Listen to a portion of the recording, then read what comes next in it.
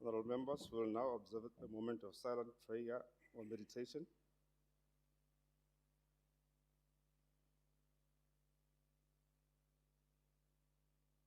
Honorable members, you may be seated.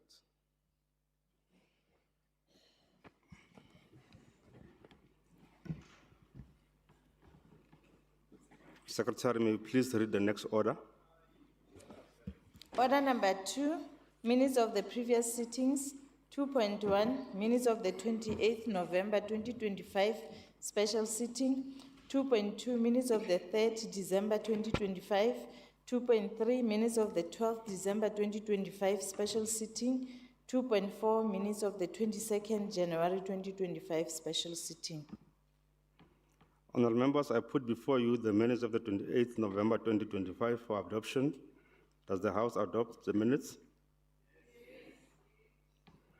Thank you, honorable members. I also put before you the minutes of the 3rd December 2025 for adoption. Does the House adopt the minutes? Thank you. I also put before you the minutes of the 12th December 2025 for adoption. Does the House adopt the minutes? I also put before you the minutes of the 22nd January 2026 for adoption. Does the House adopt the minutes? Thank you, honorable members. All sets of minutes are now adopted. Secretary, you may read the next order. Order number 3, motions as per Rule 101. 3.1, motions without notice. Rule 106. 3.2, notice of motion as per Rule 107. Does any member wish to table a motion without notice?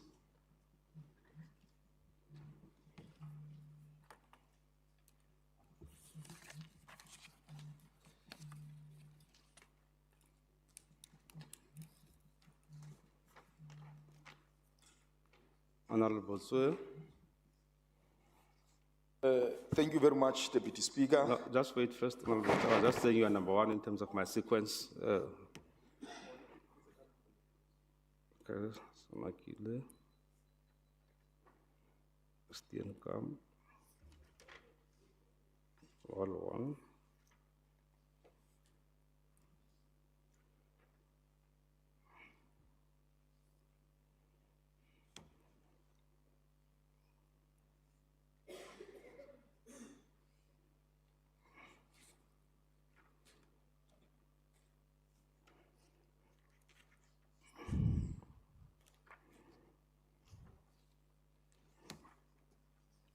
Thank you, honorable members. Honorable Sir. Thank you very much, Deputy Speaker. Deputy Speaker, I rise on behalf of the Economic Freedom Fighters to extend our revolutionary birthday wishes to the President and the Commander-in-Chief of the Economic Freedom Fighters, Ndade Julius Lomalema Rerogolele Moshabi. From a young age, the President has led from the front, giving selflessly to the community and dedicating his life to the total liberation of the black people. His political journey has never been about comfort or personal glory, but about confronting injustice and advancing the struggle for the economic freedom in our lifetime. Through courage, resiliency, and unwavering conviction, he has stood firm in the face of the resistance, always clear that the emancipation of our people cannot be postponed. President Julius Lomalema has consistently placed black people at the center of the struggle, insisting the land, dignity, and the future of our people must never be compromised. He has reminded us that political freedom without economic justice is incomplete, and that true liberation requires the return of the land, transformation of economy, and restoration of African pride, Honorable Sonakile. A true revolutionary is one who places the oppressed at the forefront of and refuses to rest until their dignity is fully restored. That is the character and the posture of the president of the Economic Freedom Fighters. His leadership continued to inspire a new generation to rise, to organize, and to fight unapologetically for a genuine freedom and equality. As the Economic Freedom Fighters in the Northwest Province, we profoundly grateful for his continuous commitment to empower Black people and restoring their dignity. His clarity of thought, boldness in action, and revolutionary discipline remain a guiding light in our collective mission. May he continue to lead with courage, wisdom, and unshakable commitment to the total liberation of our people. Ke a leboga. Thank you, Honourable Member. Does any member wish to respond to the motion? Honourable Sambata. Honorable Chair, we also, as the African National Congress, wish to support the statement based on the fact that the political home and upbringing is causes political development and ideological development is the ANC Youth League. The name itself, EFF, comes out of the ANC Youth League Conference on Economic Freedom in our lifetime. He must continue carrying the political image of the liberation movement wherever he is. We have a bilateral agreement, Commissar. It's a bilateral agreement, that one. Honourable Moema, order. Honourable Sonakile. Botho ha ke celebrate malema ke etsa motion wa ka. Deputy Speaker, on behalf of the DA, I hereby move without notice that this House notes with profound sadness the ultimate passing of Constable Gift Mota, aged 25, who tragically drowned while in pursuit of an alleged robbery suspect in Phokeng policing area of the Northwest. We recognize that Constable Mota was attached to the Visible Policing Crime Unit in Phokeng and was actively executing his constitutional duty to protect and serve the community at the time of his death. We acknowledge that entering a dam in active pursuit of a suspect reflects extraordinary courage, discipline, and commitment to duty, a true embodiment of service above self. We affirm that Constable Mota made the ultimate sacrifice in line of duty, laying down his life while defending the safety and security of the people of our province. We commend the bravery and professionalism displayed by this young officer, originally from Emelo in Mpumalanga, whose dedication to law enforcement stands as an inspiration to all public servants. We express our deepest and heartfelt condolences to his family, friends, and colleagues in SAPS and the broader community of Phokeng during this time of profound grief. We call upon this House and the broader community to continue supporting members of SAPS who daily place their lives at risk in the fight against crime. May his soul rest in peace, I so move. Thank you, Honourable Sonakile. Does any member wish to respond to the motion? None. Honourable Steenkamp. Thank you, Deputy Speaker. I rise on behalf of the DA that this House notes that the Northwest Parks and Tourism Board has implemented significant and, in most cases and instances, disproportionate fee increases at national provincial parks, including Madikwe Game Reserve and Pilanesberg. Further notes with serious concern that these increases were introduced without meaningful prior consultation with affected stakeholders, including lodge owners, tourism operators, and without transparent public justification or an economic impact assessment. It recognizes the severe impact of this decision on tourism sustainability, investor confidence, job security in surrounding communities, and the broader provincial economy at a time of already high unemployment and economic stagnation.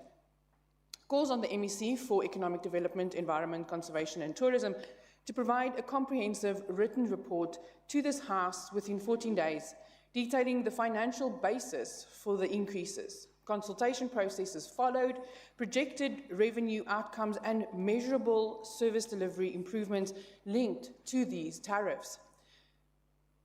We also urge immediate remedial action to renew and, where necessary, suspend or phase in the increases pending proper stakeholder engagement, as well as a transparent economic assessment to protect jobs, conservation integrity, and provincial economic growth. I so move. Thank you, Honourable Steenkamp. Does any member wish to respond to the motion? Honourable Lunkopan. Honourable Hosha will follow on after Honourable Lunkopan. Are you raising on a point of order?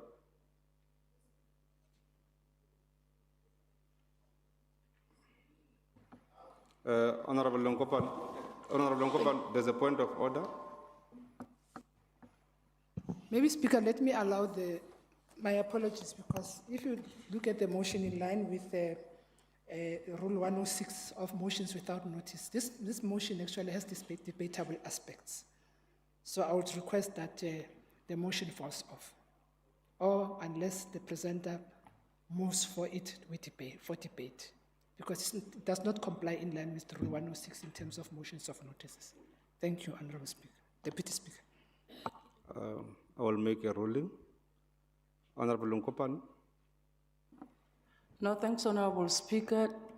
Just to note that one, in terms of the rules, I agree that the motion is a debatable motion. It must get into the space of being debatable. The second one is that the Honourable Member speaks as if she is the author of the affidavit that is before court. It is a court matter as well. Thanks. Honourable members, before the end of the sitting, I'll make a ruling with regard to this motion. May we proceed? Honourable Walwan.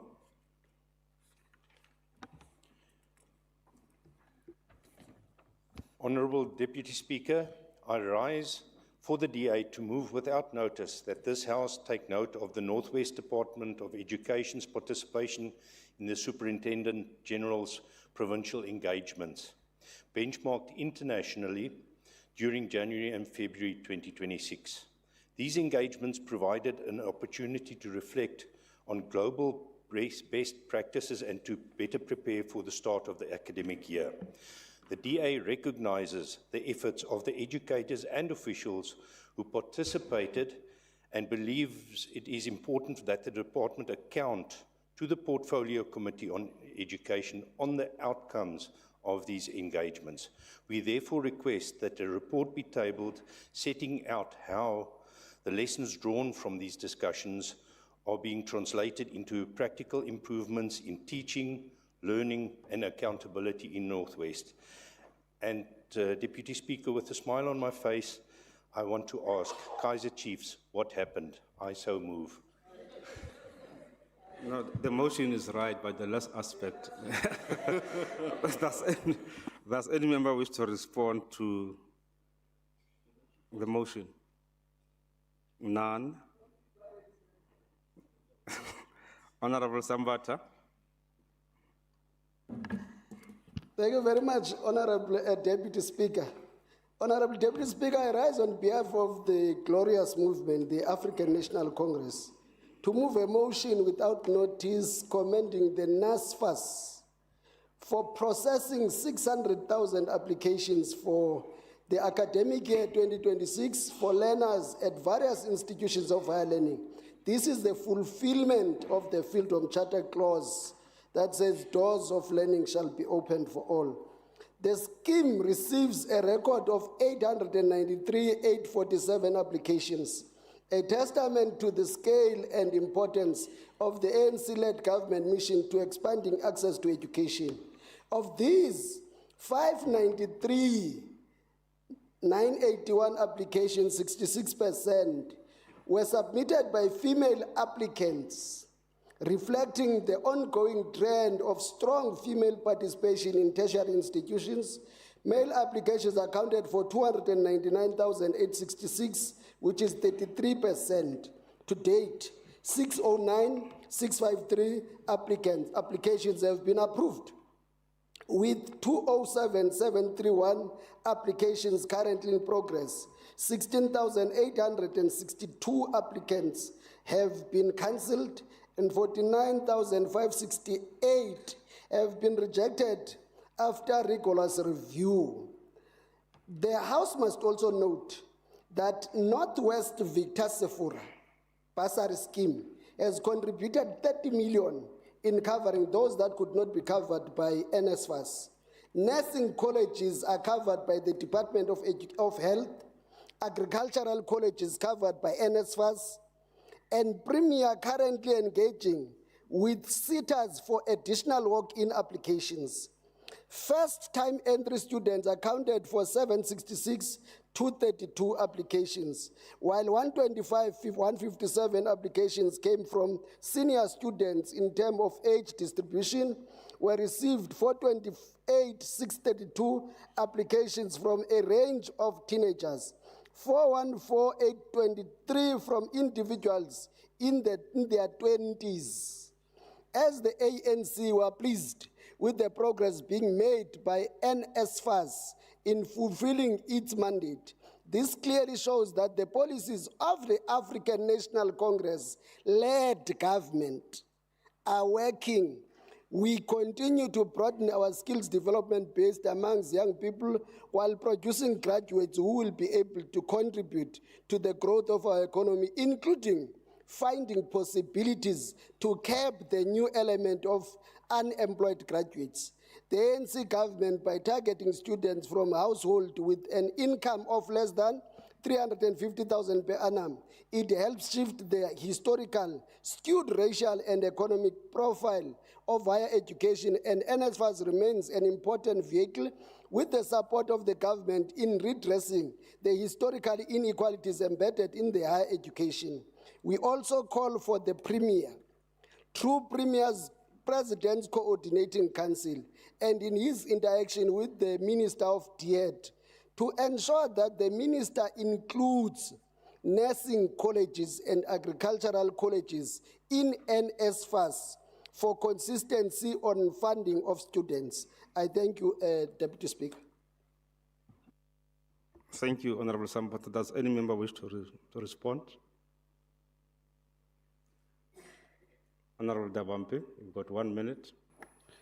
No, thanks, Speaker. Speaker, I was saying in terms of Rule 106, the motion has some debatable aspect, and I would plead for your guidance on that. I don't know if Honorable Sambata will agree to either convert it into a debate or it will fall off. Thank you. Honorable Stale. Thank you, Deputy Speaker. Just to recognize the efforts of the Deputy Minister in Higher Education, Mimi Gondwe, who is delegated to deal with the NSFAS funding issues. So there's no ANC government in higher education. There is a government of national unity, and it is the efforts of the DA's representative there, the Deputy Minister, the Honorable Mimi Gondwe, that is dealing with the NSFAS corruption that had presided for many years under the ANC's failed governance. Thank you. I so move. Thank you, honorable members. Honorable Stale, honorable members, I'm not in so much of a good mood today. I'll get the Sergeant of Arms to take you, Honorable Sambata, out. The honorable members, like the previous motion, I would make a ruling because Honorable Dabampe is making the point that the motion as raised by Honorable Sambata has got some debatable aspects.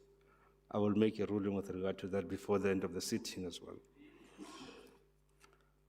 The next member is Honorable Mokua. Thank you very much, Deputy Speaker. I rise on behalf of the ANC to move a motion without notice welcoming the decision by Tiamo Trust for paying out 113 million rent to former mine workers in Rustenburg area across the Northwest Province. This windfall is as a result of the former mine workers contracting occupational lung diseases such as silicosis and tuberculosis, from working in certain gold mines between 1965 and December 2019. The Trust, together with the South African Ex-Mine Workers Council and the Northwest Department of Health, held a community outreach program at the Job Shimankane Hospital in Rustenburg to create awareness on the initiative. As of February 2026, the Trust has paid over 2.5 billion to eligible claimants, with significant ongoing efforts to track and trace beneficiaries. In addition to Tiamo Trust, there are broader efforts to pay out unclaimed pension and provident fund benefits to former miners, which are managed through the SETA offices. The documentation required the national ID passport, service records, and medical records indicating TB or silicosis. And deadline is the deadline for new claimant is December 2029. I thank you.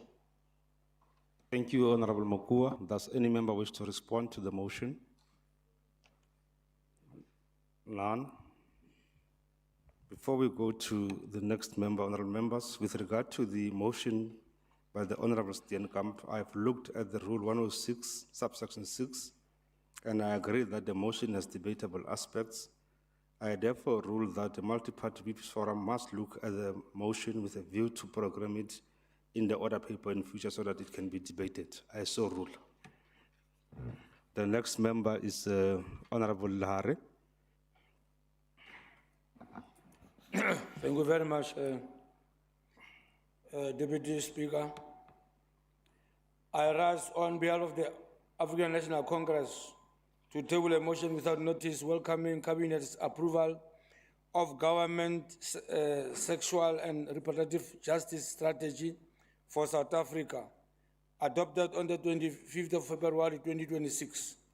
The strategy developed over several years through extensive national consultation aims to improve socio-economic, health, structural, institutional, and political conditions that enable people, particularly women, to make informed decisions about their sexual and reproductive health and rights.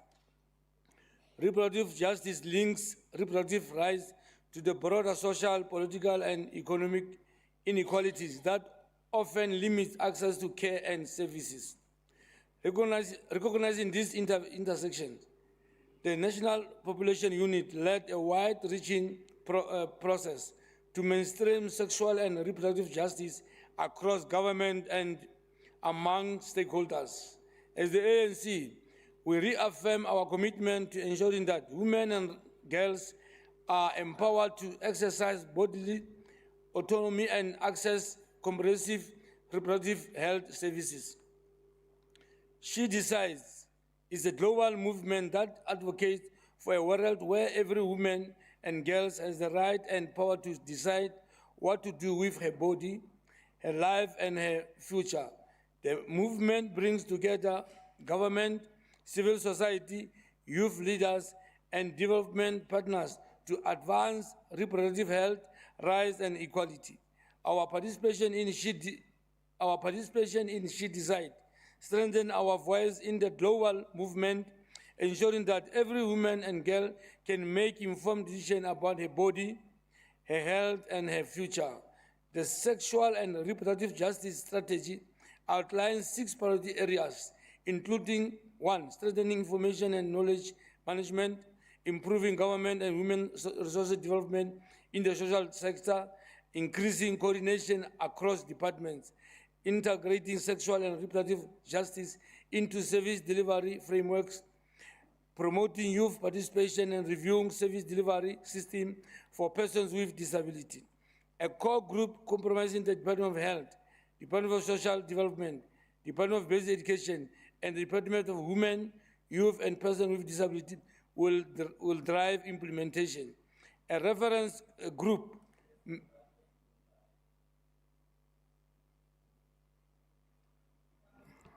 Honorable Sonakile. No, I have not said you must speak. If you want to speak, you must raise your hand. Proceed, Honorable Lahare. Proceed, Honorable Lahare. My mic is not. Proceed, Honorable Lahare. Thank you, Deputy Speaker, for protecting me. You are a good man. Thank you very much. A core group comprising the Department of Health, a reference group made up of departmental representatives and experts in sexual and reproductive health and rights, sexual and reproductive justice and gender will provide strategic guidance.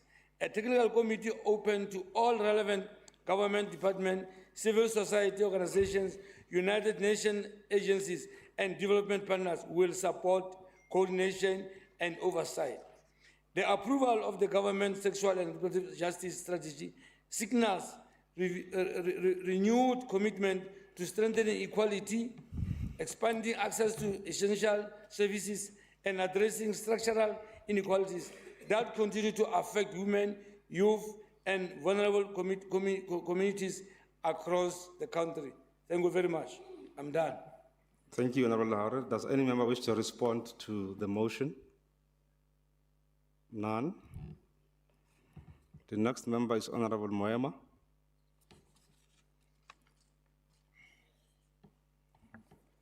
Thank you very much, Deputy Speaker. I rise on behalf of the Economic Freedom Fighters to congratulate the Economic Freedom Fighters Youth Command at OBTVET College Mangwa campus for their decisive victory in the Campus Student Representative Council elections, wherein they secured 5 out of the 8 seats contested. The overwhelming victory is a clear demonstration of the confidence that the Black working class students have placed in the revolutionary program of the EFF Youth Command. It reflects the trust of the student community in the leadership, discipline, and militant defense of free, quality, and equalized education that the EFF Youth Command consistently champions in the institutions of higher learning across the province and the country at large.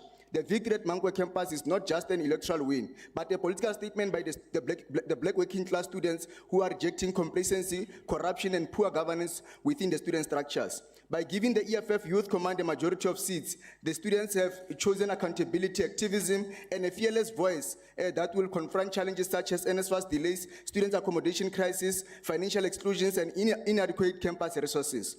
We therefore call upon the newly elected EFF Youth Command Central Student Representative Council members to govern with integrity, transparency, and commitment to the interest of all students, regardless of political affiliation and across political divide. They must use their majority responsibly to advance student development, protect academic rights, and ensure that no student is left behind due to financial exclusion or systematic barriers. I so move.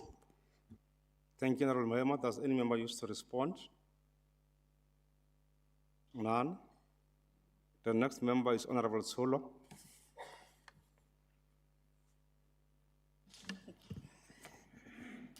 Thank you very much, Honorable Deputy Speaker.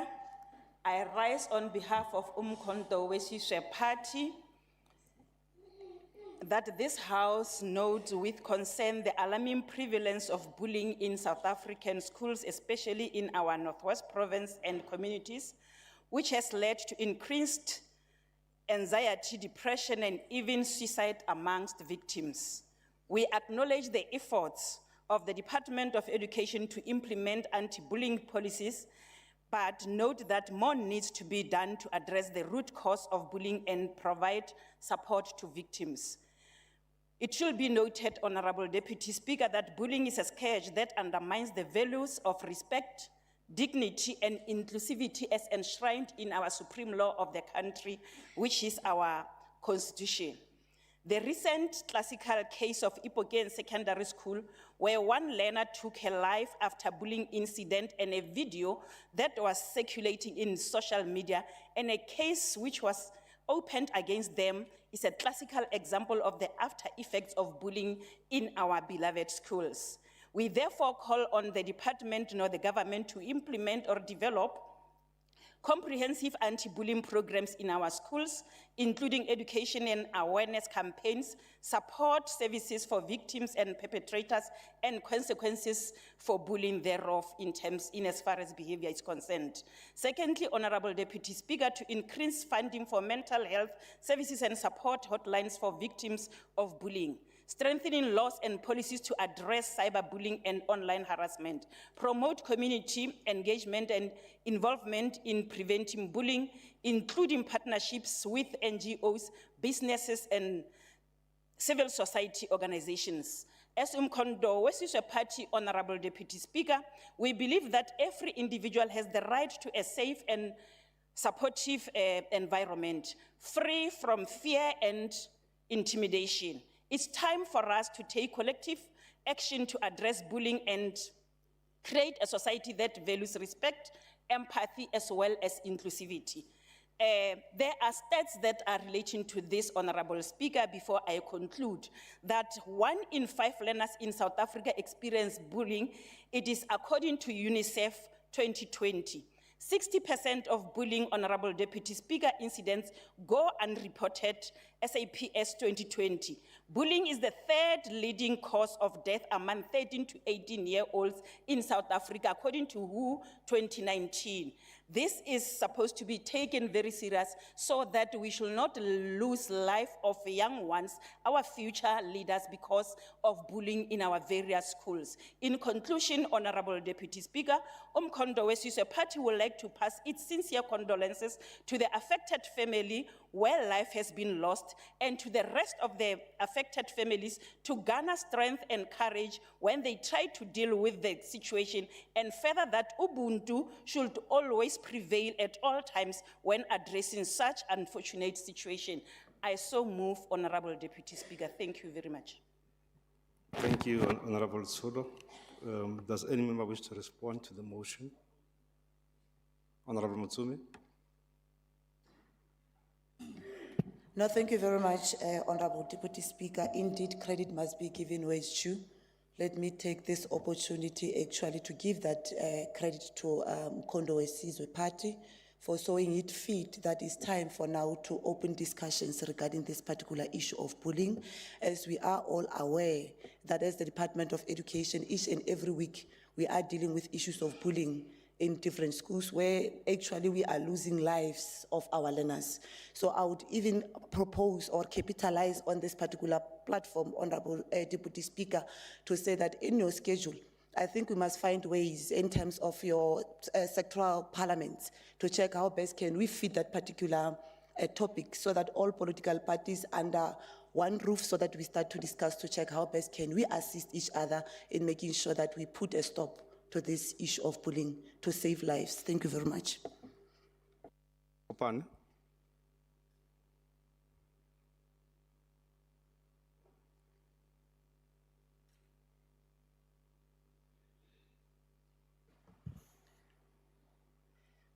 Thank you, Honorable Speaker. I move on behalf of the African National Congress to table a motion without notice following the passing of the veteran actress Mama Nandi Nyembe.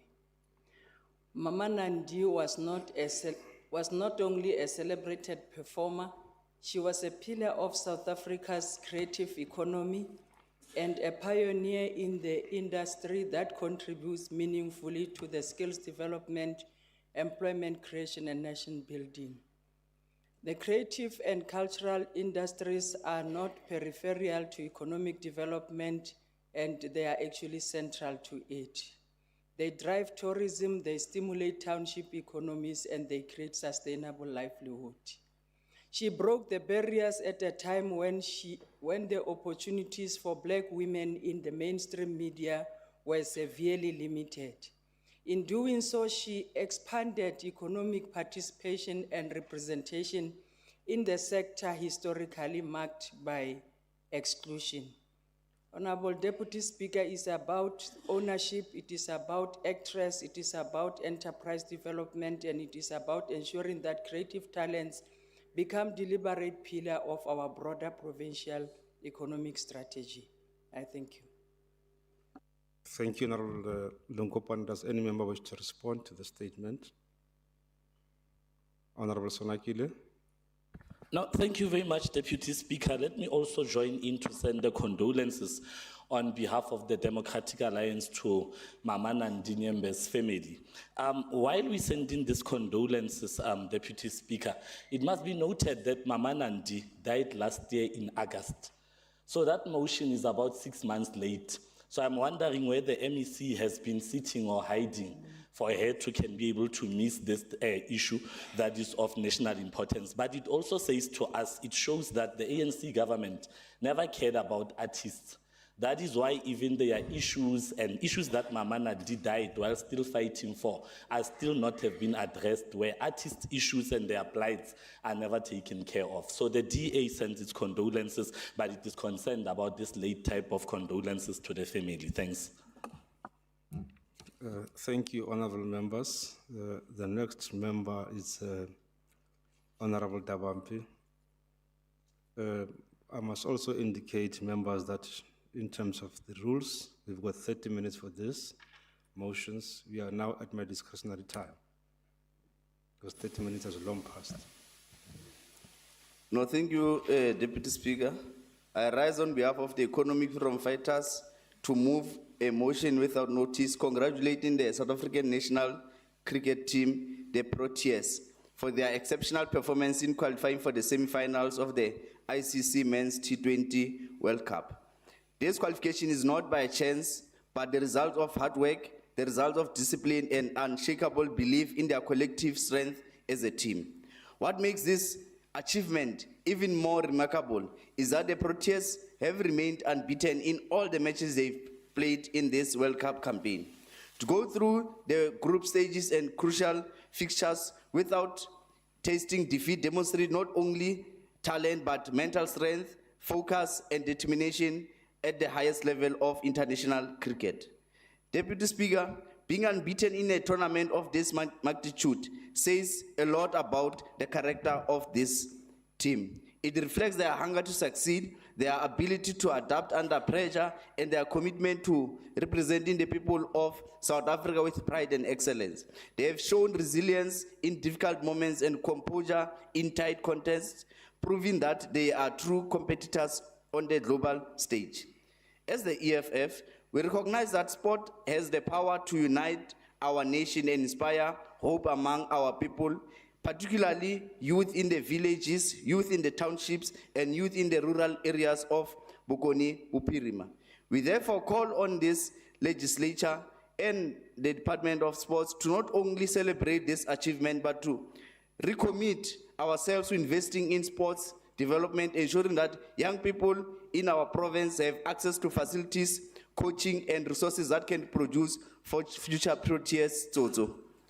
Honorable Deputy Speaker, I therefore move that this House formally congratulate the Proteas men for qualifying for the ICC Men's T20 World Cup semi-finals, acknowledging their unbeaten run in the tournament as a symbol of their determination and excellence, and wishing them continued success as they advance towards lifting the trophy, and hoping that Honorable Toto will do the right thing and invest in sports in the rural areas. I so move. Thank you.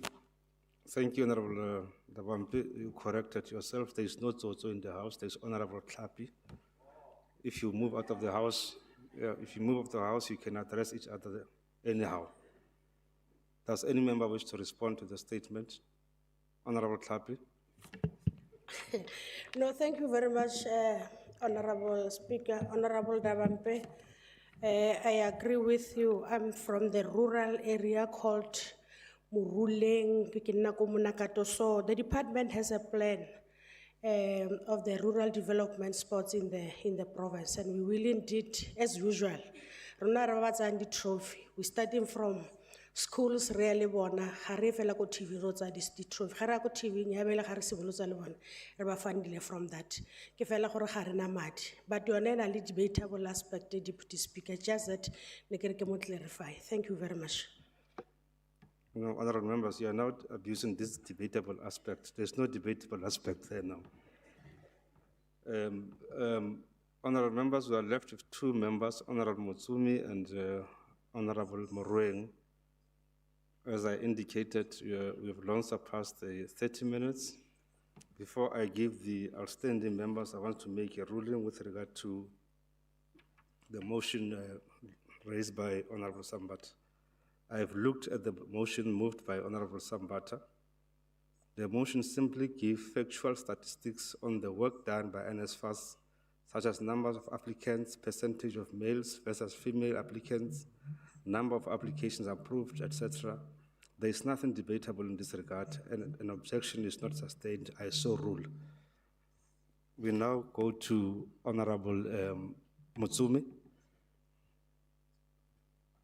Thank you very much, Honorable Deputy Speaker. I rise on behalf of the African National Congress to welcome the interim report of the Special Investigating Unit into the Department of Home Affairs presented on Monday, the 23rd February 2026.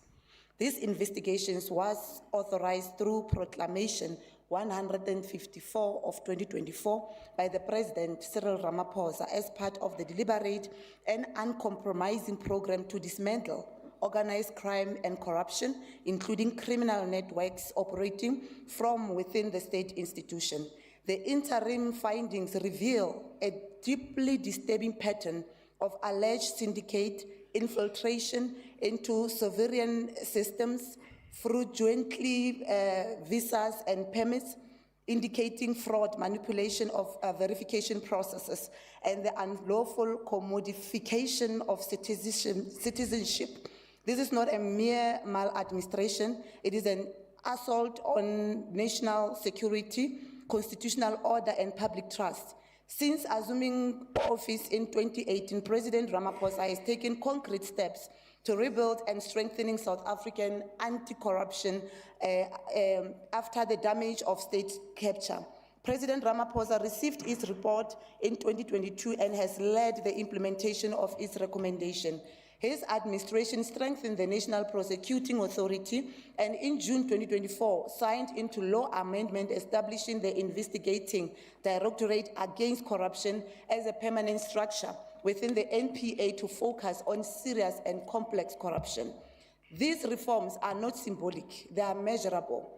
Government has reported that nearly 11 billion linked to state capture and corruption has been recovered through coordinated work of the SIU, the Asset Forfeiture Unit, and other law enforcement agencies. Prosecutions are advancing, assets are being frozen and forfeited. The era of impunity is being systematically dismantled. The African National Congress organized crime embedded within public institutions is direct attack on democracy itself. It undermines border integrity, erodes public trust, and weakens the state from within. Those who sell citizenship, manipulate identity systems, and collude with criminal syndicates must face harsh and exemplary consequences. We support the swift implementation of the SIU recommendation. Internal controls must be tightened, regulatory loopholes must be closed, vetting systems must be strengthened, accountability must follow without fear or favor. Renewal is not a slogan, it is a permanent anti-corruption unit, billions recovered from corruption networks, strengthen prosecutions and institutions that act without political interference. The African National Congress remains steadfast in building a capable, ethical, and accountable state. Corruption will not hijack our democracy. The cleanup is real. The fight continues. I thank you, Deputy Speaker. Thank you, Honorable Mutsumi. Does any member wish to respond? Honorable Stale. Yes, thank you, Deputy Speaker. The House must just note that it was under the ANC government that they sold these citizenships, even Abo Gupta, Limang Man, Barekisa, these citizenships. Obviously, as the Democratic Alliance, we welcome the investigations and the prosecutions that follow out of that SIU, but it cannot be that we dismiss the efforts of the DA's representative in the Government of National Unity, the Honourable the Minister Leon Schreiber, who has been spearheading tangibly within the Department of Home Affairs to root out this corruption that the ANC had established. Thank you very much. Thank you, Honourable Stale. Honourable Morueng.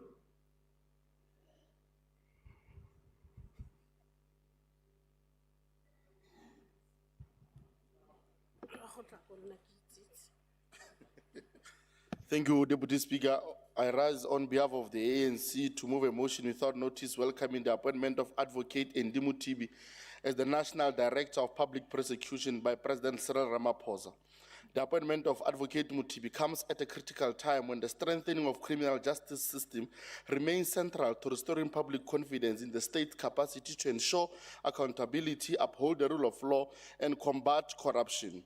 The President used his prerogative to make the appointment in terms of the President's constitutional and legislative powers of Section 1791A of the Constitution of the Republic of South Africa 1996, read with the National Prosecuting Authority Act 1998-32 of 98, which empowers the President to take the necessary steps to strengthen institutions tasked with combating corruption and maladministration. The ANC acknowledges the President's exercise of his executive authority in making this appointment and reiterates that this is an important step toward enhancing prosecutorial capacity and stability within the NPA.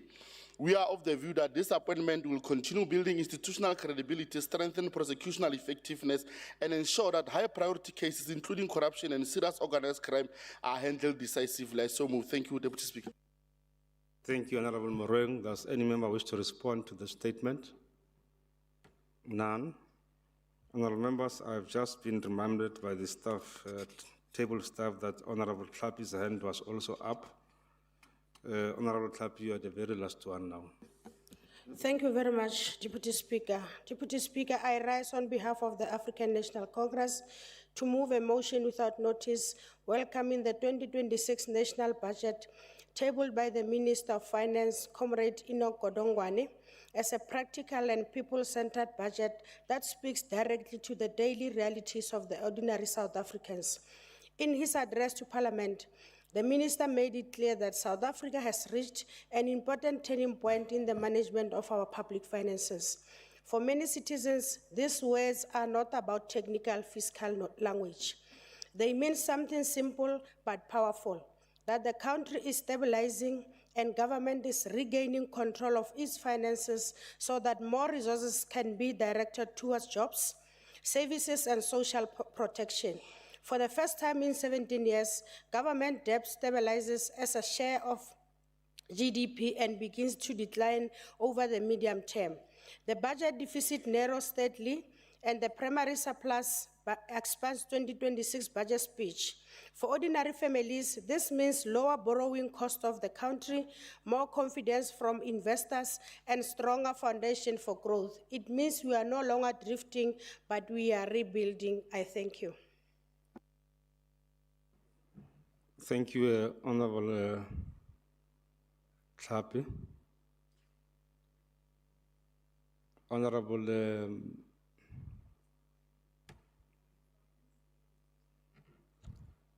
Van Heesten. Thank you, Deputy Speaker. Deputy Speaker, the statement of the motion by the member is duly noted, and it is also noteworthy that thanks to the Government of National Unity, we have been able to put that political ego aside and unite in the best interest of the residents of this country and this province. And it is wonderful for this House to hear that for the first time in 17 years, we are heading towards a positive trajectory in this country and in this province. I thank you.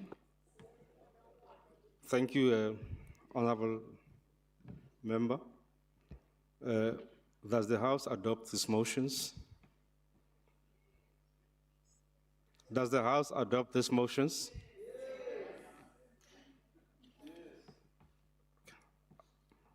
Are there any notice of motions?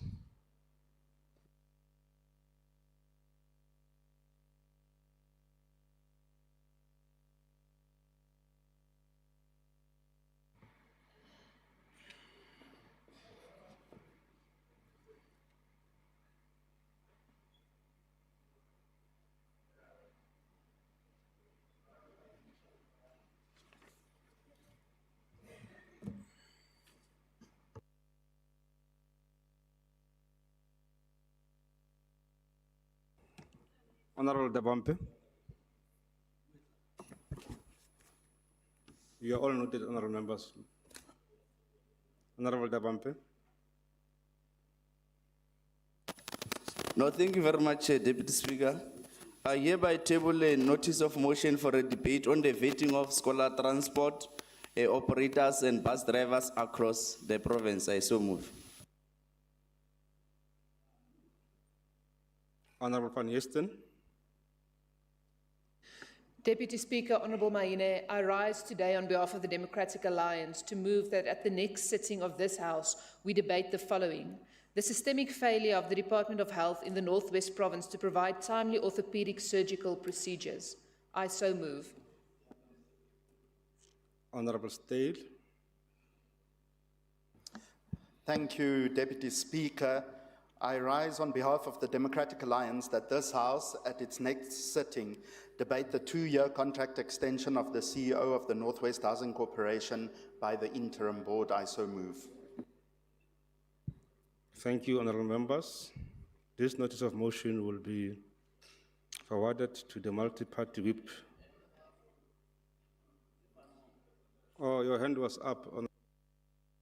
Sorry, Mkondo. Thank you very much, Honorable Deputy Speaker. Honorable Deputy Speaker, I rise to table and request that in the next sitting, this House debate a motion of notice for the Northwest Provincial Legislature to debate the role of the mining industry in reducing triple challenges of unemployment, poverty and inequalities, implementation of social and labor plans, as well as mining beneficiations of host communities in the platinum-rich Northwest Province. Ke a leboga motlotlegi Tsholo. Honourable members, this notice of motions, hey banna. Honourable Moema. No, thank you, Deputy Speaker. I hereby move in terms of Rule 107 to table a notice of motion that in the next sitting, the House must debate the urgent need for all clinics to provide 24-hour operation for all state-funded clinics. I so move.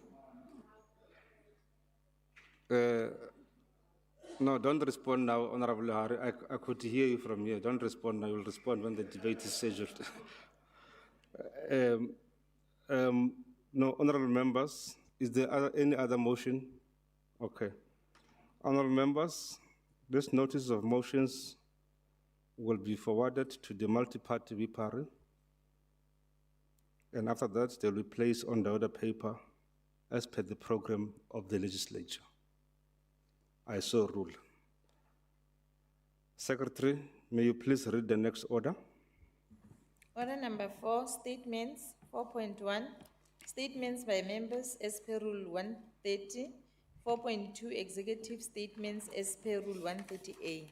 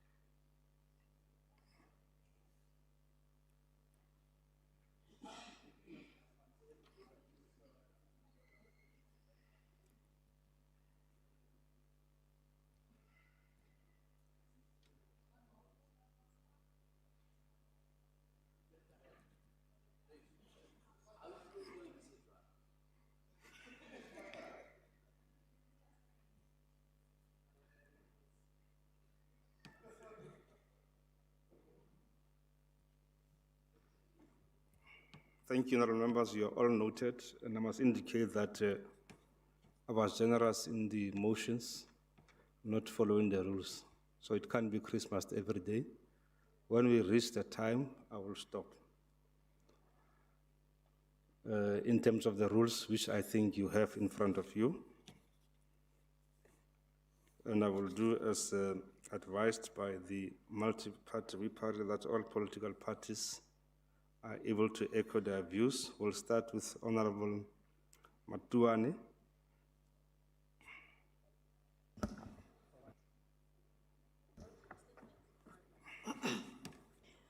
Honourable Deputy Speaker, I hereby rise on behalf of the EFF to table a member statement on the inhuman and unacceptable water crisis that has tormented the community of Greater Town Local Municipality, particularly Dryhas and other villages. For over a year, the people of Taung have been forced to survive without a reliable supply of running water.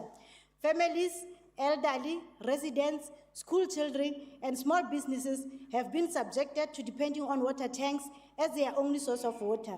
These tanks are irregularly filled and in many instances do not meet the basic need of the growing community. This is not merely an inconvenience, it is a gross violation of the constitutional right to access sufficient quality water and a direct insult to the dignity of our people. Honorable Deputy Speaker, water is not a luxury, it is a basic human right need. The continued failure of the Dr. Ruth Mompati District Municipality and the Northwest Provincial Government to provide consistent water supply to Greater Town exposes the deep levels of incompetence, poor planning, and collapse of infrastructure under the ANC-led administration. For almost a year, Deputy Speaker, there has been no sustainable intervention, no clear turnaround strategy, and no accountability for those responsible for this water crisis. Honorable Deputy Speaker, let me tell this House that in Taung, taps run dry for weeks. Women wake up at 3 a.m. to search for water. Children drink unsafe water. Boreholes are vandalized and never repaired. This is not a technical problem. It is political negligence. Water is life. To deny people water is to deny them dignity. The most disturbing aspect of this matter is that when the residents of Dry Huts exercise their democratic right to protest and demand basic service delivery, they are met with police brutality. Instead of water supply being dispatched urgently, what is dispatched is law enforcement armed to suppress frustrated and thirsty residents. Instead of leadership engaging the community with solution, the state responds with intimidation and force. This is a cruel response to a community that is simply asking for water to drink, cook, bath, and also to live. Honorable Speaker, a government that responds to legitimate service delivery, protest with violence, is a government that has failed its people. The people of Taung are not criminals. They are victims of municipal collapse. They are not asking for favors. They are demanding what is rightful theirs. The EFF calls for urgent, transparent report from Dr. Ruth Municipality and the Department of Corporate Governance and Traditional Affairs, detailing the root cause of the prolonged water crisis, the status of water infrastructure in Taung, the budget allocation for water services, and the immediate timelines for the restoration of water consistency. Furthermore, there must be an independent investigation into allegation of police brutality against our residents who have been protesting for basic services. The people of Taung cannot continue to live like refugees in their own province. The EFF stands firmly with the community and will fight until there is permanent, reliable water solution and accountability for both service delivery failures and the repression of residents. I thank you, Deputy Speaker. Honorable Matuan, I just gave you 4 minutes because it's your maiden statement. Honorable members, can we behave ourselves? Does the Premier or any member of the Executive Council wish to respond to the statement? Honorable members, order. Honorable members, can we have order, please? Honorable Sonakile, what is the point of order? No, thank you, Deputy Speaker. Ke ne ke kopa Honorable Mokua le Honorable Williams ba time mic are interested to utlwa taba tsa bona. Thank you.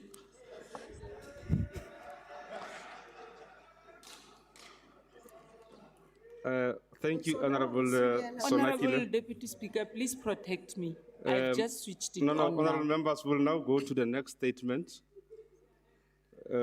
by Honorable Williams.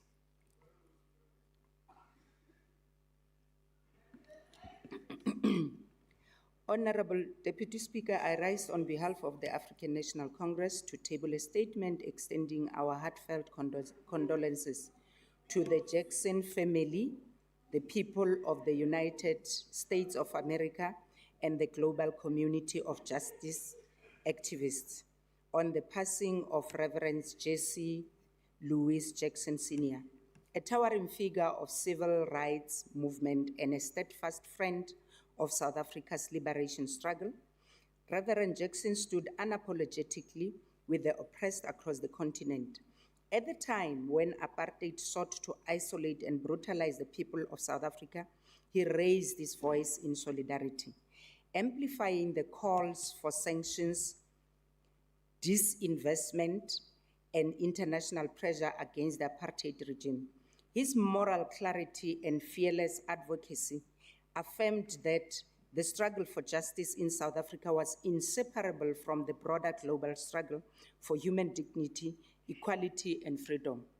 Throughout his life, the Reverend Jackson embodied the principle that injustice anywhere is a threat to justice everywhere. As a founder of the Rainbow Push Coalition and a leader who mobilized millions in pursuit of civil and voting rights, he dedicated his life to uplifting the voiceless, challenging the system of racial and economic exclusion, and advancing a vision of inclusive democracy.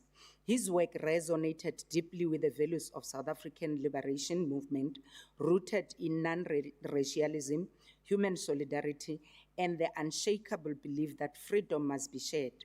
South Africa remembers the Reverend not only as an American civil rights icon, but as a comrade in the global struggle for liberation. His solidarity strengthened our resolve during the darkest chapters of apartheid and reminded the world that the cause of justice transcends borders.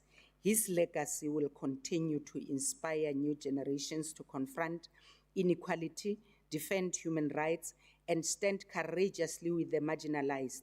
May his revolutionary soul rest in eternal peace, and may his life's work continue to guide all of us who strive for a most just and compassionate world. I thank you. Thank you, Honorable Williams. Thank you, honorable members. The Premier did indicate to me that on the first statement by Honorable Matuane, the MEC for Finance would have raised her hand and I did not recognize her.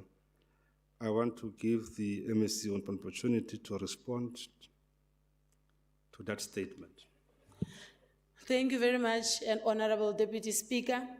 I wish to concur that water is life and water is a crisis that we recognize as a provincial government, and that's why the Premier has led a multidisciplinary team to respond to the water crisis in the province, and that's why we had allocated in the previous financial year a budget allocation to COGTA to respond to the challenges of water as a provincial government, even if it's not our mandate.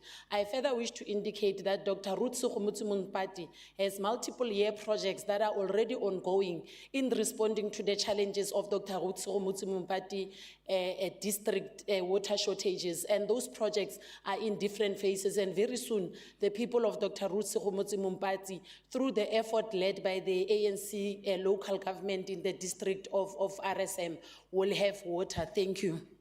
Thank you very much. Honorable Stale, your hand is up. Are you raising on a point of order? Okay. Thank you, Deputy Speaker. On the member statement by the Honourable Williams, that I think denies us as a legislature, it should be a motion without notice, because I think the legislature should have an opportunity to confirm its condolences to the Jackson family on the passing of the late Reverend Jackson.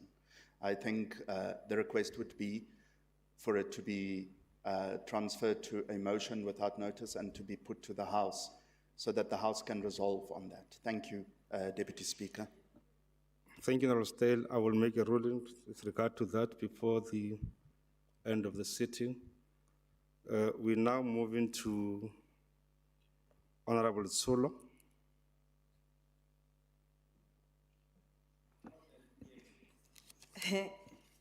Thank you very much, Honorable Deputy Speaker. Honorable Deputy Speaker, I rise on behalf of Mkhonto Wesizwe Party to make a member statement condemning the ongoing rampant corruption and bribery within the sector of scholar transport. Scholar transport service providers who pay bribes to avoid impounding their non-compliant buses are undermining the safety of their passengers, as well as perpetuating a culture of corruption within this particular province. By paying off officials and members of provincial legislatures who are doing oversight on them, these service providers are essentially buying their way out of accountability, putting the lives of innocent children and other road users at risk. This behavior is not only unethical, Honorable Deputy Speaker, but also illegal, and it's high time that we call it out of what it is, a blatant disregard for the law and human life. Furthermore, Honorable Deputy Speaker, this practice creates an unfair advantage for those who are willing to bribe, making it difficult for compliant transport service providers to compete. It is a very vicious cycle or a chain that needs to be broken. Instead of paying bribes, scholar transport service providers should prioritize maintaining their buses to ensure they meet safety standards. Let's condemn this behavior and advocate for a more safer, more transparent transportation system. As I conclude, Honorable Deputy Speaker, on the other hand, while condemning the behavior of the scholar transport service providers, on as far as bribery and corrupt elements are concerned, an appeal is thereby made to the Department of Community Safety and Transport, COSATMA, to make sure that they pay them timeously so that they are able to maintain and service their buses to meet the compliance requirements. Ki bua jaana ka gore ba re lekile gore bribe re le di-member tsa portfolio committee ya COSATMA ba leka gape through cell phone e le mo speakereng go bribe the chief provincial traffic officer ba sa aware gore ba mo teng ga di-speakera tsa di-phone. Re ne re bue ba re utlwa gore ba emetse ke bobodu ke sentlhaga sa manyofonyofo se e leng gore se ntse se tsweletse pele mo porofenseng ya rona ya Bokone Bophirima, mme ra re ba emetse gore re kgone go ba gasa ka nakedi ba kgone go fatlhiwa le go nkgelwa ba itse gore ga re tshameki. Thank you, remember, I think if somebody tries to bribe you, you know what to do. Does the Premier or any member of the Executive Council wish to respond to the statement? Honorable Mogoeng. Thank you, Speaker. The Deputy Speaker. The department, as per the directive of the Premier, is working tirelessly to make sure that we terminate all service providers that are not compliant. Consistent with your advice to the Honorable Member, she must vanish us with those names, because for a corruption to take place, there's a corruptor and a corruptee.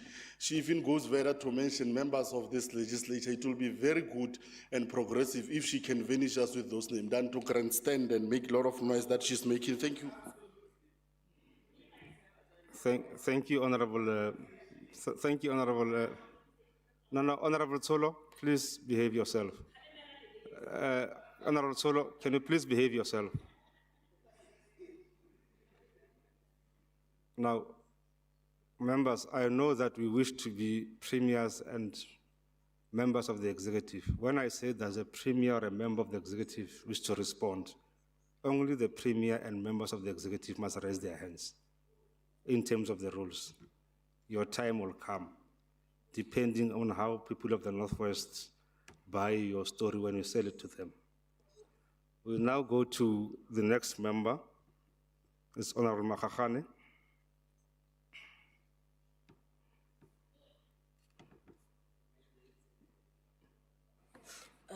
Thank you very much, Deputy Speaker. Honorable Deputy Speaker, I rise on behalf of the African National Congress to table a statement welcoming the sentencing of a man to 2 life imprisonment for 2 counts of rape. The accused, Bitumelo Diphatse, who's 46 years old, was sentenced to 2 terms of life imprisonment by the Taung Regional Court for 2 counts of rape. The court heard that the victim, who was 19-year-old at the time of the offenses in 2024, was in a romantic relationship with the accused. According to the evidence led by the court on the 24th of December 2024, the accused and the victim were sitting outside her home consuming alcohol when he dragged her inside the house and raped her. As evidence in the court on the 26th of December 2024, after finding the victim standing on the street with another male, Diphatse forcefully dragged her to his home where he kept her against her will overnight and raped her multiple times. The abuse by the accused escalated and he went on to set fire to the victim's parents' home and later burnt the homestead of her uncle.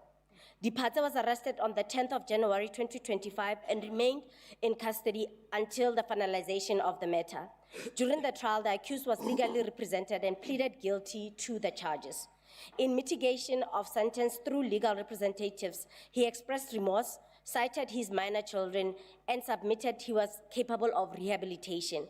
The state argued that the offenses were extremely serious and emphasized that domestic violence remains a grave social ill, with victims often being among the most vulnerable members of society. The prosecution submitted there are no substantial and compelling circumstances to justify a deviation from the prescribed minimum sentences of life imprisonment. The state also presented victim impact statement in which the complainant detailed the profound emotional and psychological harm she suffered. His name will be entered into the National Register of Sex Offenders. In delivering the sentence, the magistrate concurred the state's submission and impressed 2 life sentences to the rape conviction along with additional sentences for kidnapping and arson. Honorable Deputy Speaker, we know the challenges to convict intimate partner violence. The ANC also welcomes the sentence imposed by the court on the accused. We are of the view that the sentence will send a resolute message. The state will resolutely pursue perpetrators of gender-based violence, ensuring justice and restoring dignity of the victims. I thank you. Thank you, Honorable Makgakgane. Does the Premier or any member of the Executive wish to respond to the statement? None. We'll now go to Honorable Steenkamp.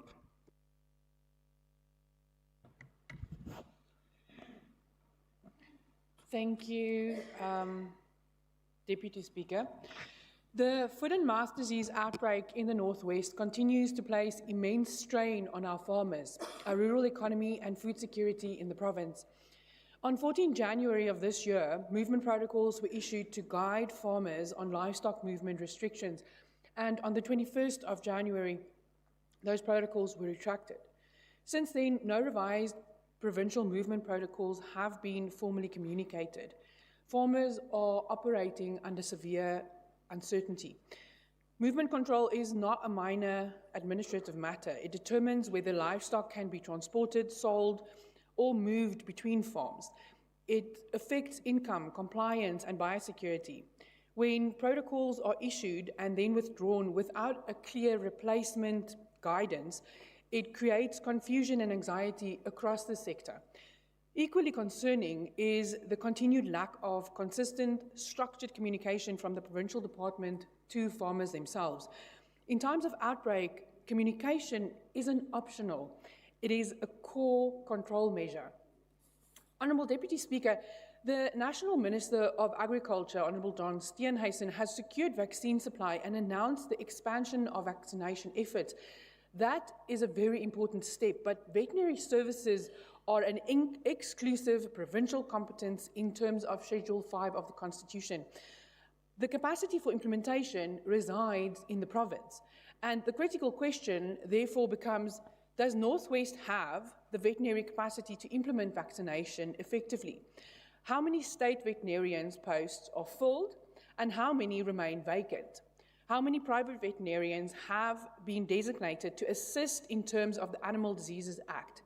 And farmers are not interested in intergovernmental dynamics. They want clarity, they want protocols, and they want veterinarians on the ground to assist them.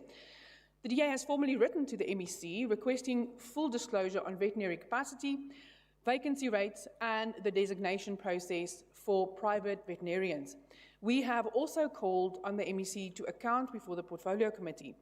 So, Honourable Deputy Speaker, if vaccines are arriving but provincial systems are not ready, then it means we risk prolonging the outbreak unnecessarily.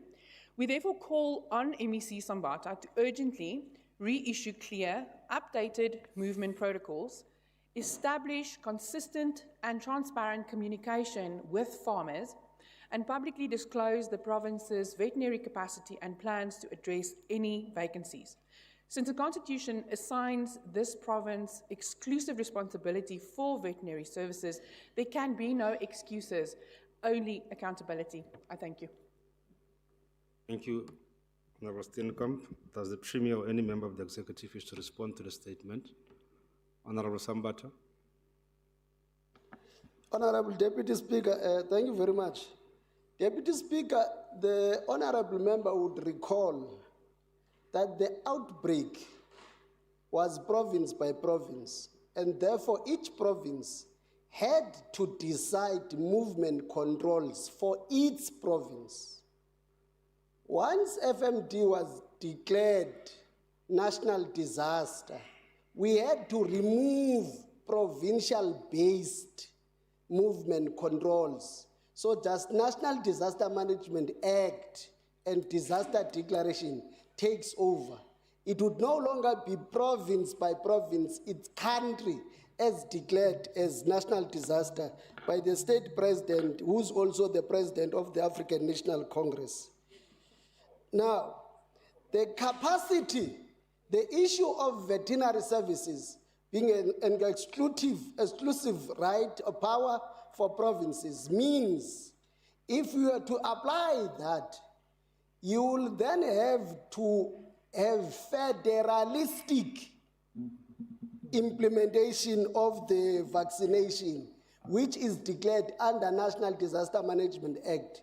And the Act stipulates that National Disaster Management Center must then be responsible for coordination of that, whilst provisional exclusive right, we work with national because national still holds the responsibility to order, control, and distribute to provinces. So we will not run away from national control purely because the minister happens to be a DA person. We are not federal institutions. The last one, Chair. Yes. Institutions and systems are ready. We received our 100,000. Tomorrow, the MEC is launching the vaccination in JB Max. On Friday, the Premier is launching the vaccination in Marikana. Thank you very much. Thank you, Honorable. Thank you, Honorable Sambata. I want to remind honorable members that you've got 3 minutes to make a statement, and members of the executive have got 1 minute to respond to the statement in terms of the rules. We now move to Honorable Sonti. Thank you, TC. TC, I hereby rise on behalf of the EFF in the Northwest Provincial Legislature to table a member statement on the ongoing illegal mining activities that continue to terrorize the residents of Bapong village near Brits under the Madiben local municipality. DS, the people of Bapong have been living under siege by illegal miners, commonly known as Zamazamas, who operate with impunity in their community. These criminal syndicates have not only invaded land and mining areas unlawfully, but they have also brought with them violence, intimidation, environmental disruption, and constant fear. The community has repeatedly raised concerns about shootings, turf wars, damage to infrastructure, and the erosion of law and order in the area. What makes this matter even more concerning is this crisis has already received high-level attention.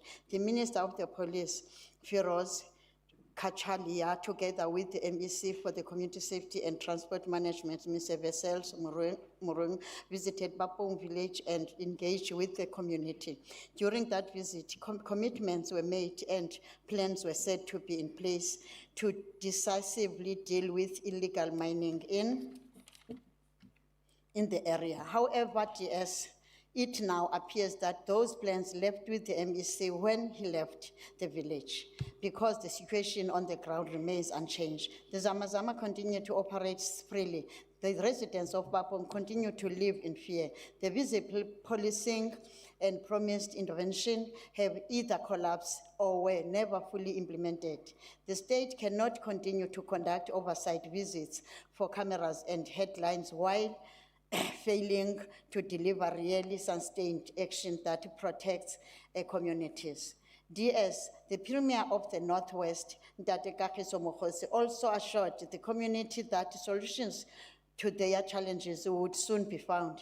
Yet today, the people of Wapong are still waiting. There is no permanent deployment strategy, no visible dismantling of illegal mining networks, and no long-term safety plans that restores confidence in law enforcement. Illegal mining is not a small matter. It fuels organized crime, human trafficking, illegal firearms, environmental degradation, and economic sabotage. When the state fails to act decisively, it sends a dangerous message that criminality can thrive without consequence.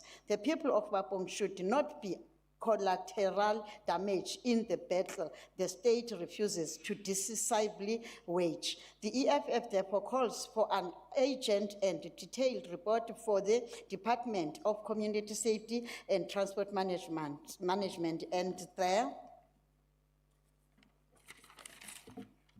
the South African Police Service outlining the concrete measures currently being implemented in Bapong, the number of arrests made, the status of prosecutions, and a clear long-term plan to deal with illegal mining activities in the area. Furthermore, there must be strengthened and permanent security presence to protect residents from intimidation and violence. DS, communities cannot continue to be governed by press conferences and promises. The people of Wapong deserve safety, stability, and the full protection of the law. The EFF stands firmly with the residents of Wapong and demands immediate, visible, and sustained action against illegal mining and those who benefit from it. Ndiyabonga, DS. Kubonga, Madam Mhlonishwa. Does the Premier or any member wish to respond to the statement? Honorable Premier. No, thank you very much, Honorable Deputy Speaker. We fully agree with the Honorable Member that illegal mining in Bapong in particular has been going on for some time. And we also acknowledge that mining in this country is not a provincial competence. However, because the residents belong to the Northwest, myself and the MEC have been in that area on more than one occasion. The National Acting Minister has visited the area.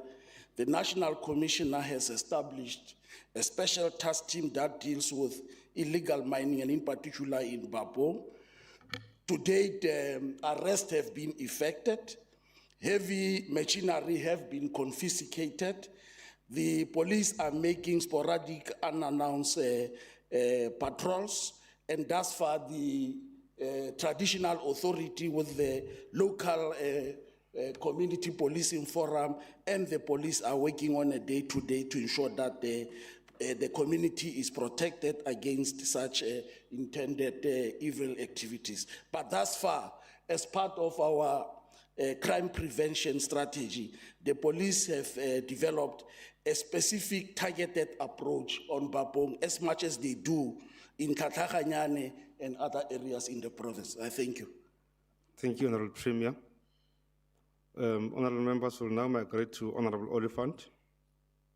Is he still in the House? Thank you, Deputy Speaker.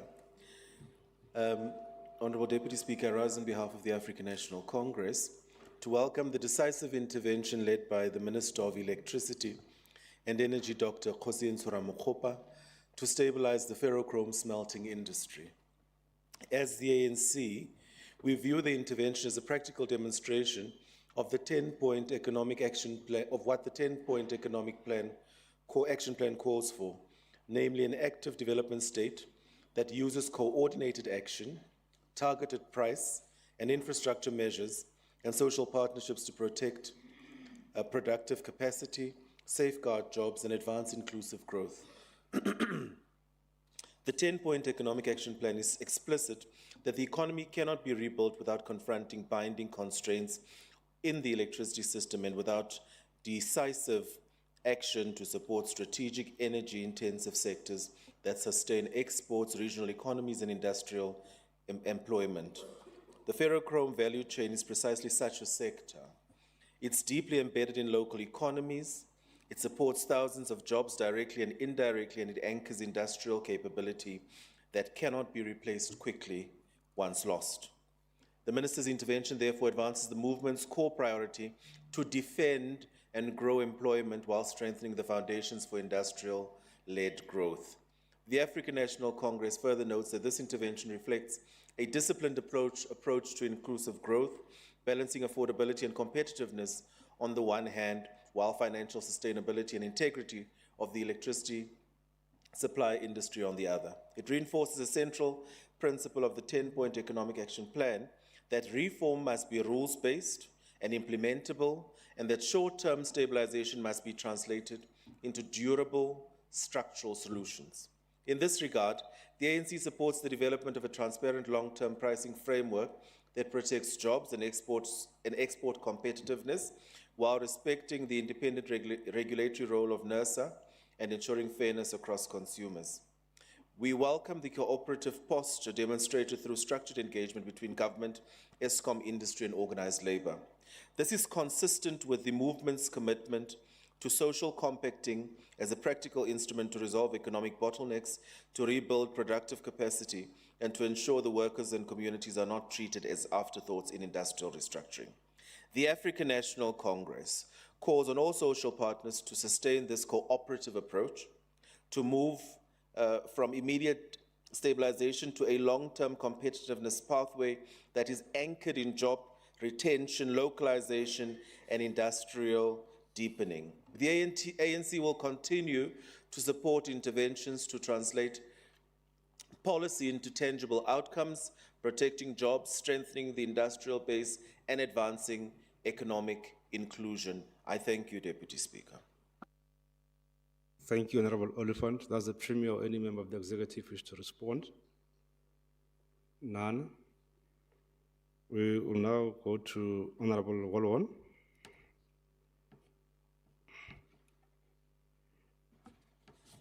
Honorable Deputy Speaker, I rise on behalf of the Democratic Alliance to raise a matter of serious concern following the material irregularity identified by the Auditor General in the Northwest Department of Education's payroll system.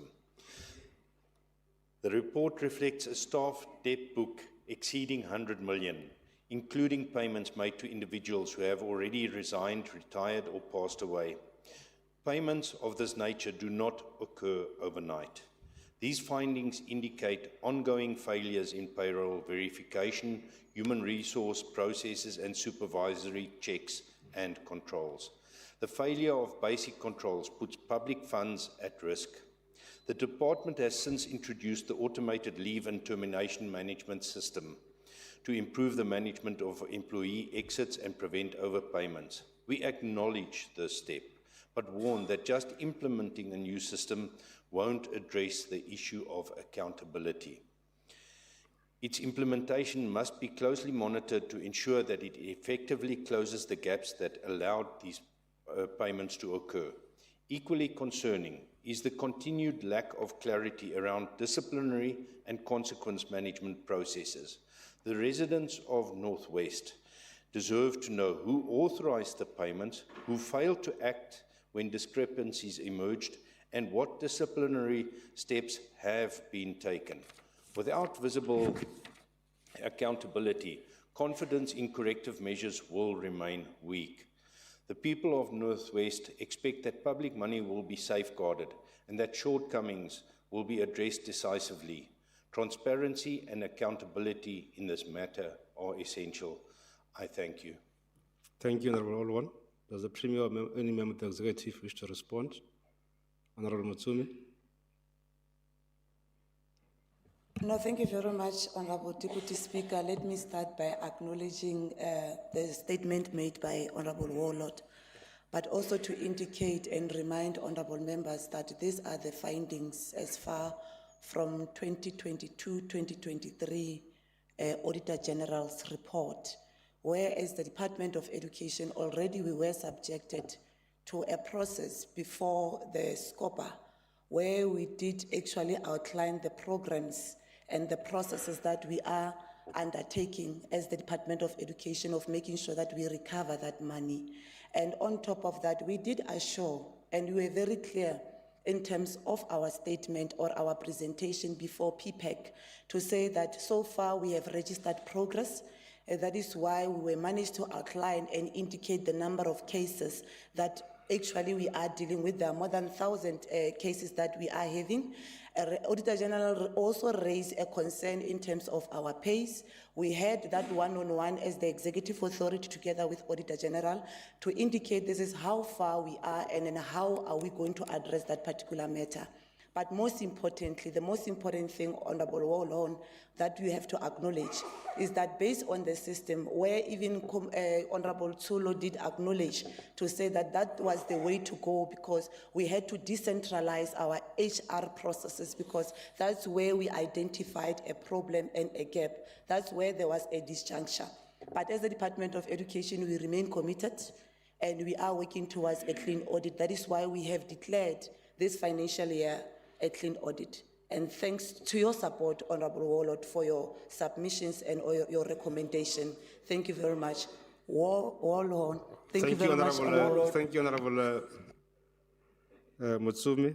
We will now go to Honorable Sebeho.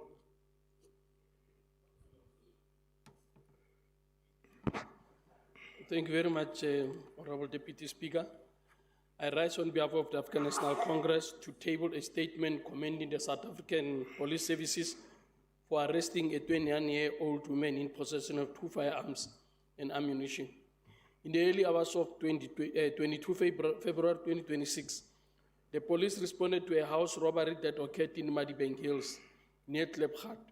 According to available information, 3 unknown suspects armed with firearms robbed a family valued at more than 190,000 before fleeing the scene. No injuries were reported during the incident. Items stolen during the robbery include, among others, a Polo TSI motor vehicle, a 9mm pistol with 2 magazines and several rounds of ammunition, a Wi-Fi router, sneakers, techies, and cell phones. The incident was reported to the police and extensive investigations were launched, yielding positive results. Collaborations between the Brett's Crime Intelligence, Klipgat detectives, and the Zone D patrol team led to the execution of a tactical operation in the early hours of Monday, the 23rd February 2026. During the operations, the location of individuals of interest was traced to a Midas View, Mabopane. Upon arrival at the identified address, police did not find a suspect linked to the house robbery. Instead, they found a woman, 21-year-old, in possession of 2 pistols, including several rounds of ammunition, as well as a Wi-Fi router, wedding rings, and a pair of sneakers. She was unable to provide a satisfactory explanation regarding ownership of the items. Further investigation revealed that one of the pistols had its serial number filed off, while the other identified as the firearm stolen during the Klipgat house robbery. The suspect, Ruth Sitole, 29-year-old, was immediately arrested and charged with possession of unlicensed firearm and ammunition, possession of suspected stolen property, and contravention of Immigration Act. She appeared before the Harangua Magistrate Court on 24 February 2026 and was remanded in custody. The matter was postponed to the 1st of April 2026 for a formal bail application. As the African National Congress, we welcome the swift arrest of the suspect, of which we believe will lead to the arrest of other suspects in the matter. We further commend the South African Police Service for the exceptional execution of the high-risk operation, highlighting their professionalism and dedication to the duty. The prompt, swift, and decisive action exemplify the highest standard of service and commitment to excellence. I thank you. Thank you, Honorable Sebeho. Does the Premier or any member of the executive wish to respond? None. We'll now go to Honorable Van Yesten. Deputy Speaker, Honourable Maine, I rise today to highlight a deeply concerning practice by the Department of Health in the Northwest Province, which has resulted in the failure to provide Northwest residents with knee and hip replacements. To exemplify this concerning practice, I'm going to use the case study of Mrs. Sunette Krichel, which is a real live person in need of assistance from the Department of Health. Ms. Krichel, a 47-year-old woman from Lindekkiesdrift, suffered a knee injury on the 21st of June 2021. She was an upcoming female farmer. She was a goat farmer, but she is no longer more. While farming, she suffered this injury. On the 30th of June, she underwent an operation involving the insertion of plates and screws to stabilize the knee, a temporary procedure. But a year later, the screws were still there. Her body was rejecting the screws and the plates, and they had to be removed. Following this, she was placed on the waiting list for a knee replacement. The first list was in 2022. She was number 245. 2 years later, she was placed on a second list. She was number 15. Another year later, in 2025, she was placed on a third list, number 75. Today, in March 2026, she still sits, no knee replacement having been done. Despite all these years of waiting, Ms. Krichel has not received the essential knee replacement surgery she urgently needs. Instead, she has been forced to survive on pain medication, which only masks her suffering without offering a cure or relief. Ms. Krichel wishes to work. She wants to be a farmer. She wants to take care of her aging father. She wants to live a full life. Instead, due to prolonged delays and inadequate care, she must rely on a disability grant. The result is a tragic outcome, Deputy Speaker, for what would have been a productive member of our society, had she only received that knee replacement back in 2022. Upon my visit to the Mafikeng Provincial Hospital last year on another similar complaint, it was confirmed that this is a disturbing pattern and a practice within the department.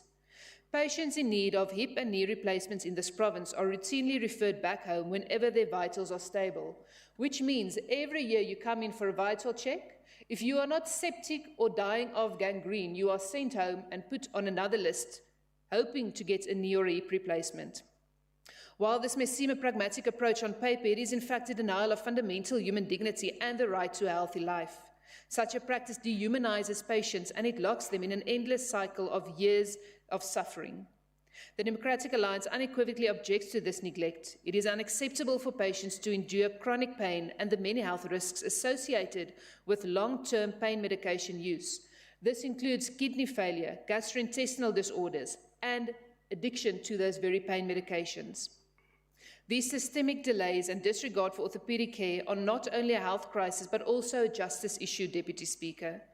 No South African should have to endure what Ms. Krichel and many others in this Northwest Province are forced to endure. We call upon the Department of Health to prioritise timely hip and knee replacements, restore dignity to patients affected, and to uphold the constitutional right to healthcare to all residents in Northwest. I thank you, Deputy Speaker. Thank you, Honourable Van Heerden. Does the Premier or any member of the Executive wish to respond to the statement? Honourable Aaron. Thank you very much, Deputy Speaker. I'm here with the SG for the department, Mr. Mutupi Mukatla. Let me welcome the statement from the member. I'm traveling the land and the breadth of this province. What we have mentioned, some of the issues that we have mentioned now, I've come across them. That's why I've taken a decision with the AG to disperse a team. They started yesterday. We are visiting hospital by hospital, clinic by clinic, to just verify why are this occurring. Because when I meet with CEOs and operational managers for the clinics, the report seems to be good. But when I go to the ground, people are complaining. Now, I've given them 15 days. Some of these things I'll come back to you with a proper answer, Honourable Member. Thank you very much. Thank you, Honourable Lehare. Honourable members, we have now surpassed the 1 hour in terms of the rules.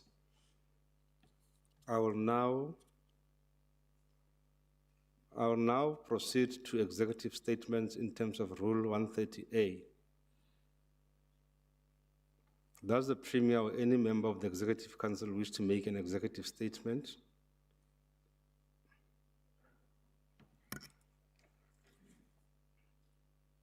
Honorable Lenkopane, Honorable Matsumi, Honorable Lenkopane.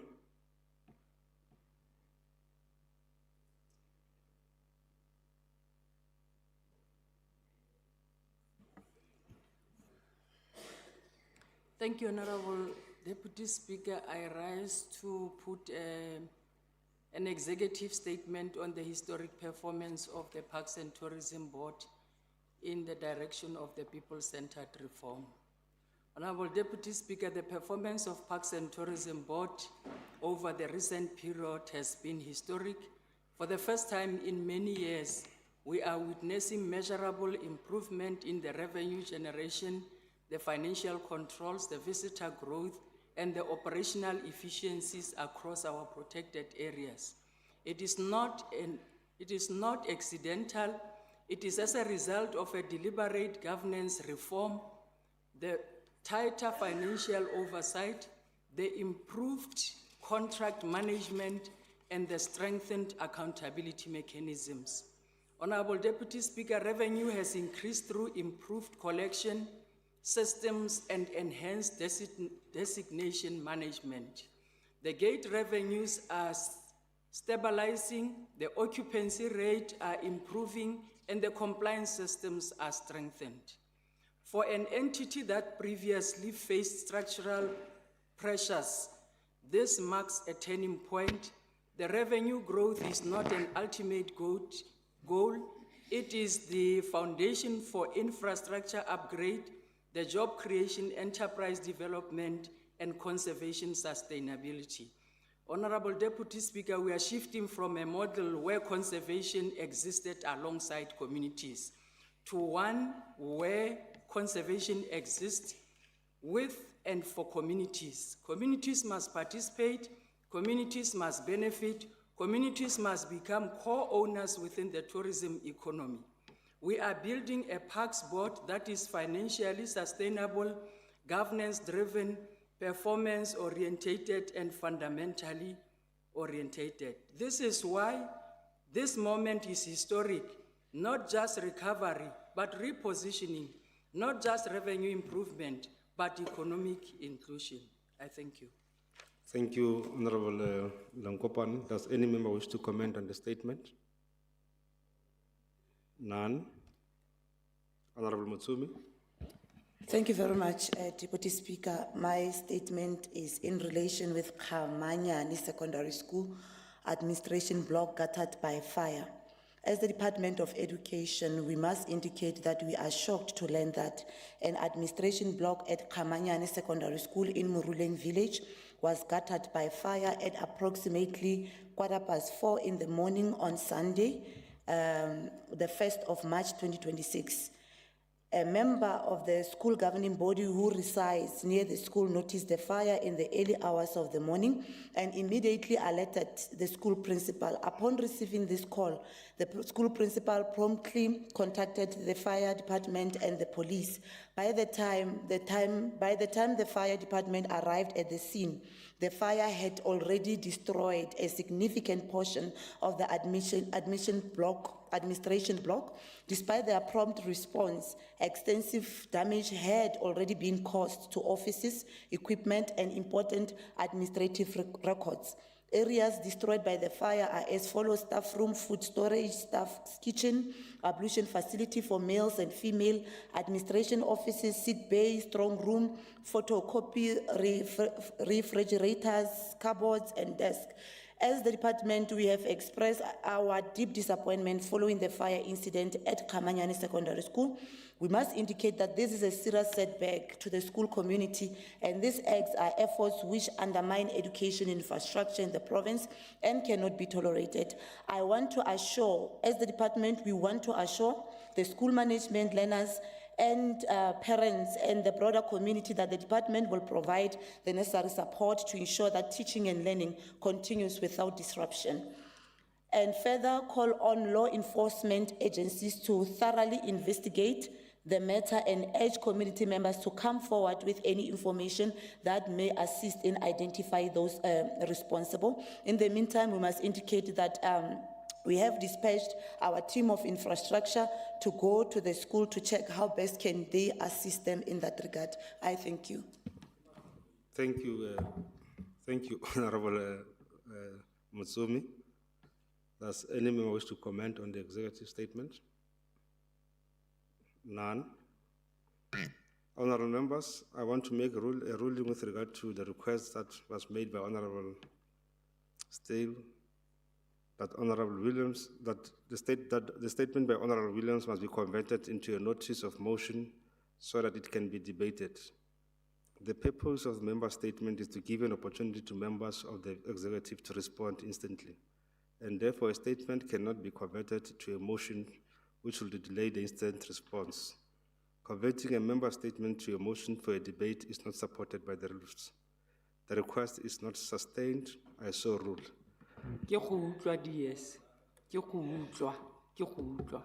Secretary, may you please read the next order? Order number 5, announcements, tablings, and committee reports.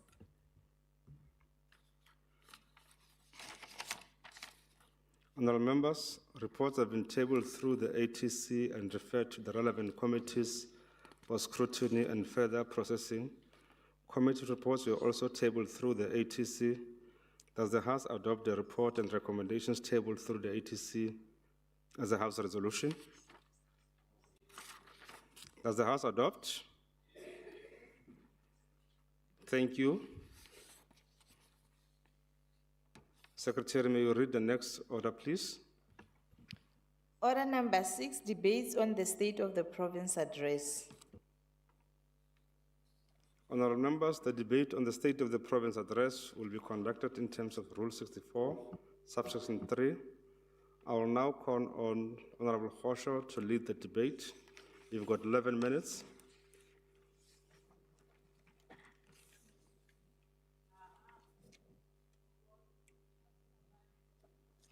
Tla ke go leboge motlatsa mmusa kgotla ke go dumedise gape mo letsatsing la gompieno ke lemoge mmusa kgotla yo seng le rona gompieno ka ntata ya tiro ye a inetsweng mo Commonwealth parliamentarians tona kgolo ya rona ya bokone bophirima Ntate Lazarus Mokgosi, member of the Executive Council, members of the Provincial Legislature, especially my colleagues who will be coming to debate. Distinguished guests, bagaetsho ba bokone bophirima ba eno gore ba re reditse mo mafaratlhatlheng a farologaneng bagaetsho tla ke le dumedise. I must further also acknowledge the DG with the HODs from various departments. Madam Honorable Speaker, as Honorable Deputy Speaker, as we celebrate the life of the visionary leader, civil rights global icon, and a friend of our liberation struggle, Reverend Jesse Louis Jackson, his instructive immortal words remind us that, I quote, "Leaders must be tough enough to fight, tender enough to cry, human enough to make mistakes, humble enough to admit them, strong enough to absorb the pain, and resilient enough to bounce back and keep on moving," close quote. The 2026 State of the Provincial Address delivered by the Honorable Premier Lazarus Kagiso Mokgosi was not merely a routine account of government activity. It was a political declaration, a governance reckoning, a moment of reflection and truth for our province. We commend the Premier for being humble enough to reflect on the provincial milestones, as well as shortcomings, including the challenges that needs to be overcome for us to build on the foundation of human rights, dignity, equality, and inclusivity envisaged in the Freedom Charter.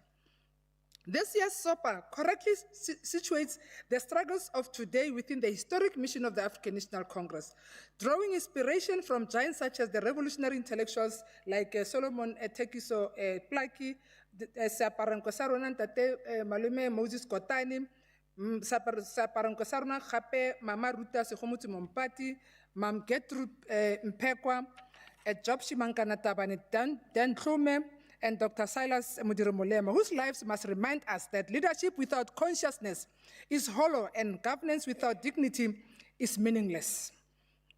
As the ANC, we are intentional in our approach this year to build a South Africa that belongs to all through 30th anniversary of the Constitution, speed up economic transformation, inclusive growth and job creation, and fix local government and improving basic services.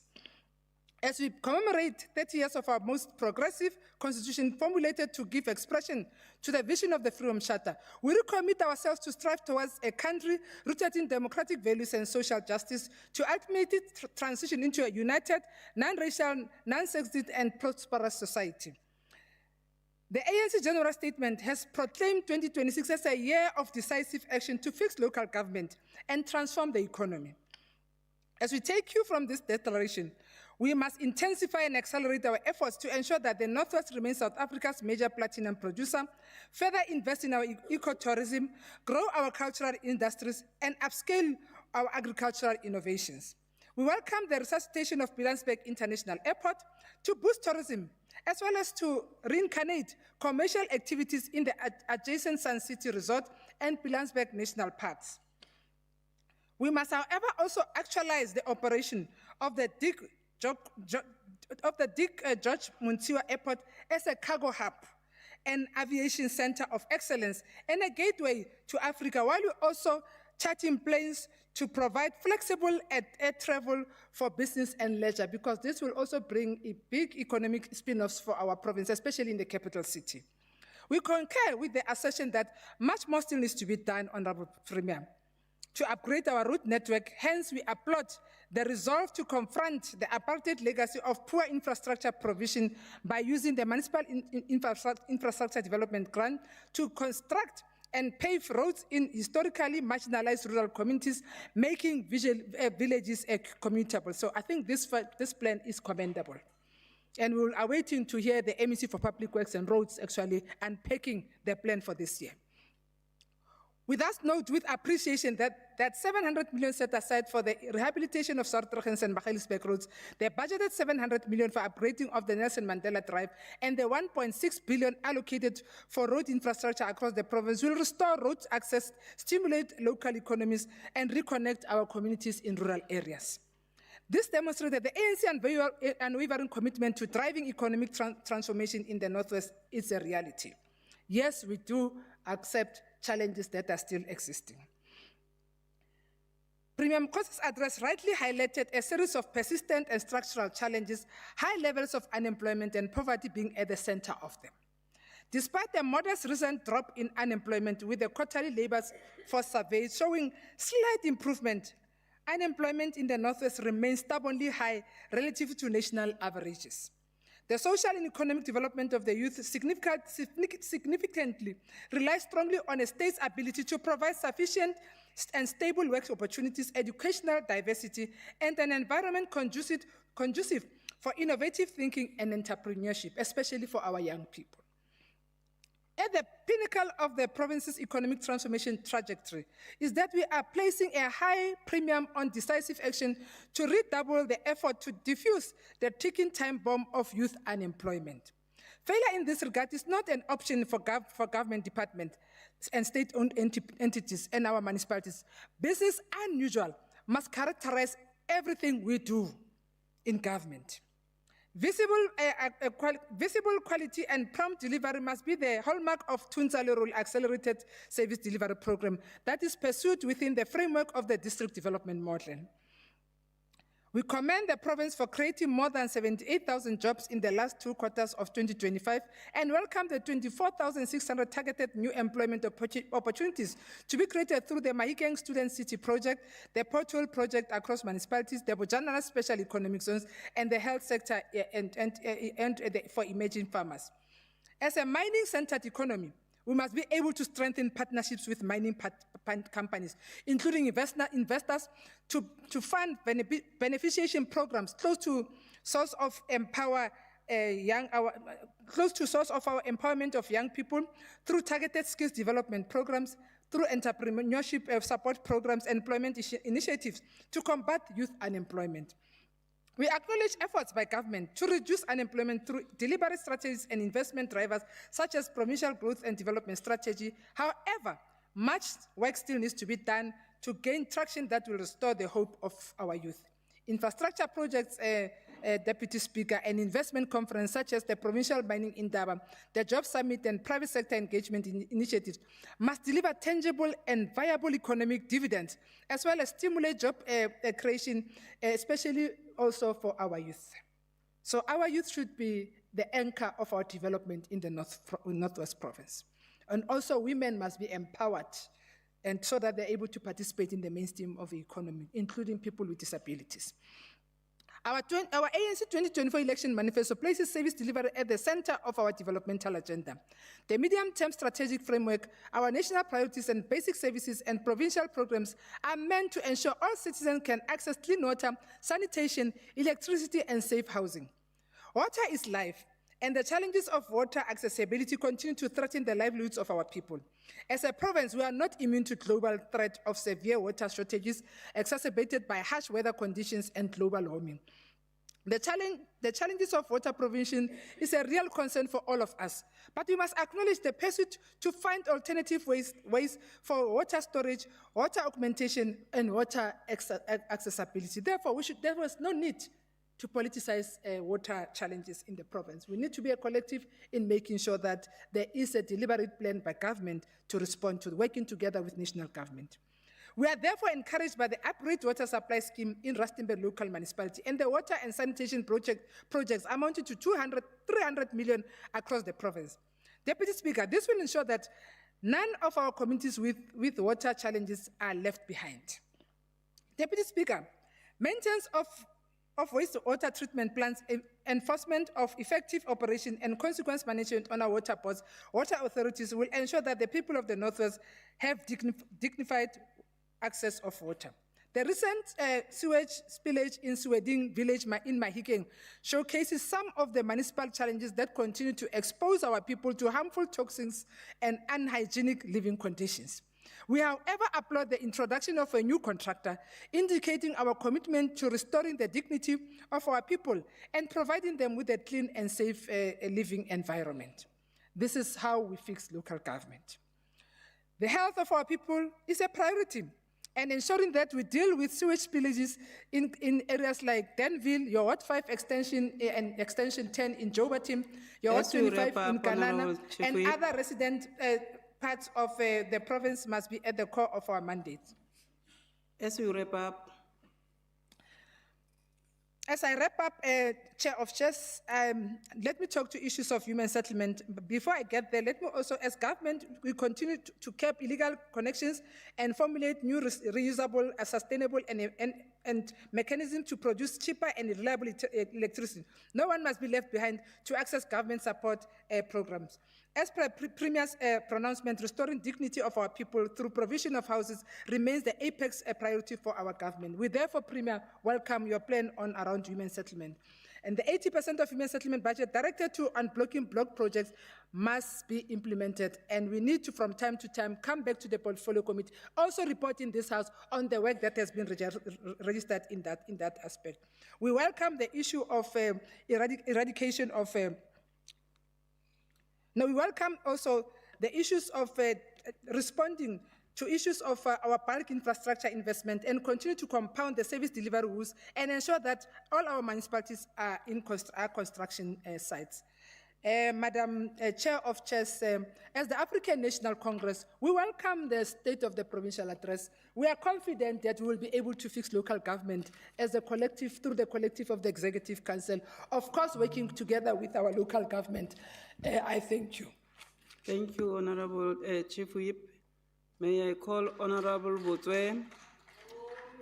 10 minutes. Thank you very much, COC. Leaders of the economic freedom fighters representing all regions of the Northwest, the province, all traditional leaders present here today, members of the Executive Committee, fellow members of the Provincial Legislature, Bahi Babukoni Bupirima. Last week, Thursday, leaders, guests, both from different parts of the world, the country and the province gathered in this august house to hear the Premier presenting his State of the Province address. Building up to the day, province was buzzing with conversation on what to expect from the Premier. Throughout the discussions, the one common theme was the lack of faith our people have in both the Premier and the ANC. Mahike Males put a poll on social media where they asked whether the Premier has delivered on any of the promise made in his State of the Province address before Honorable COC.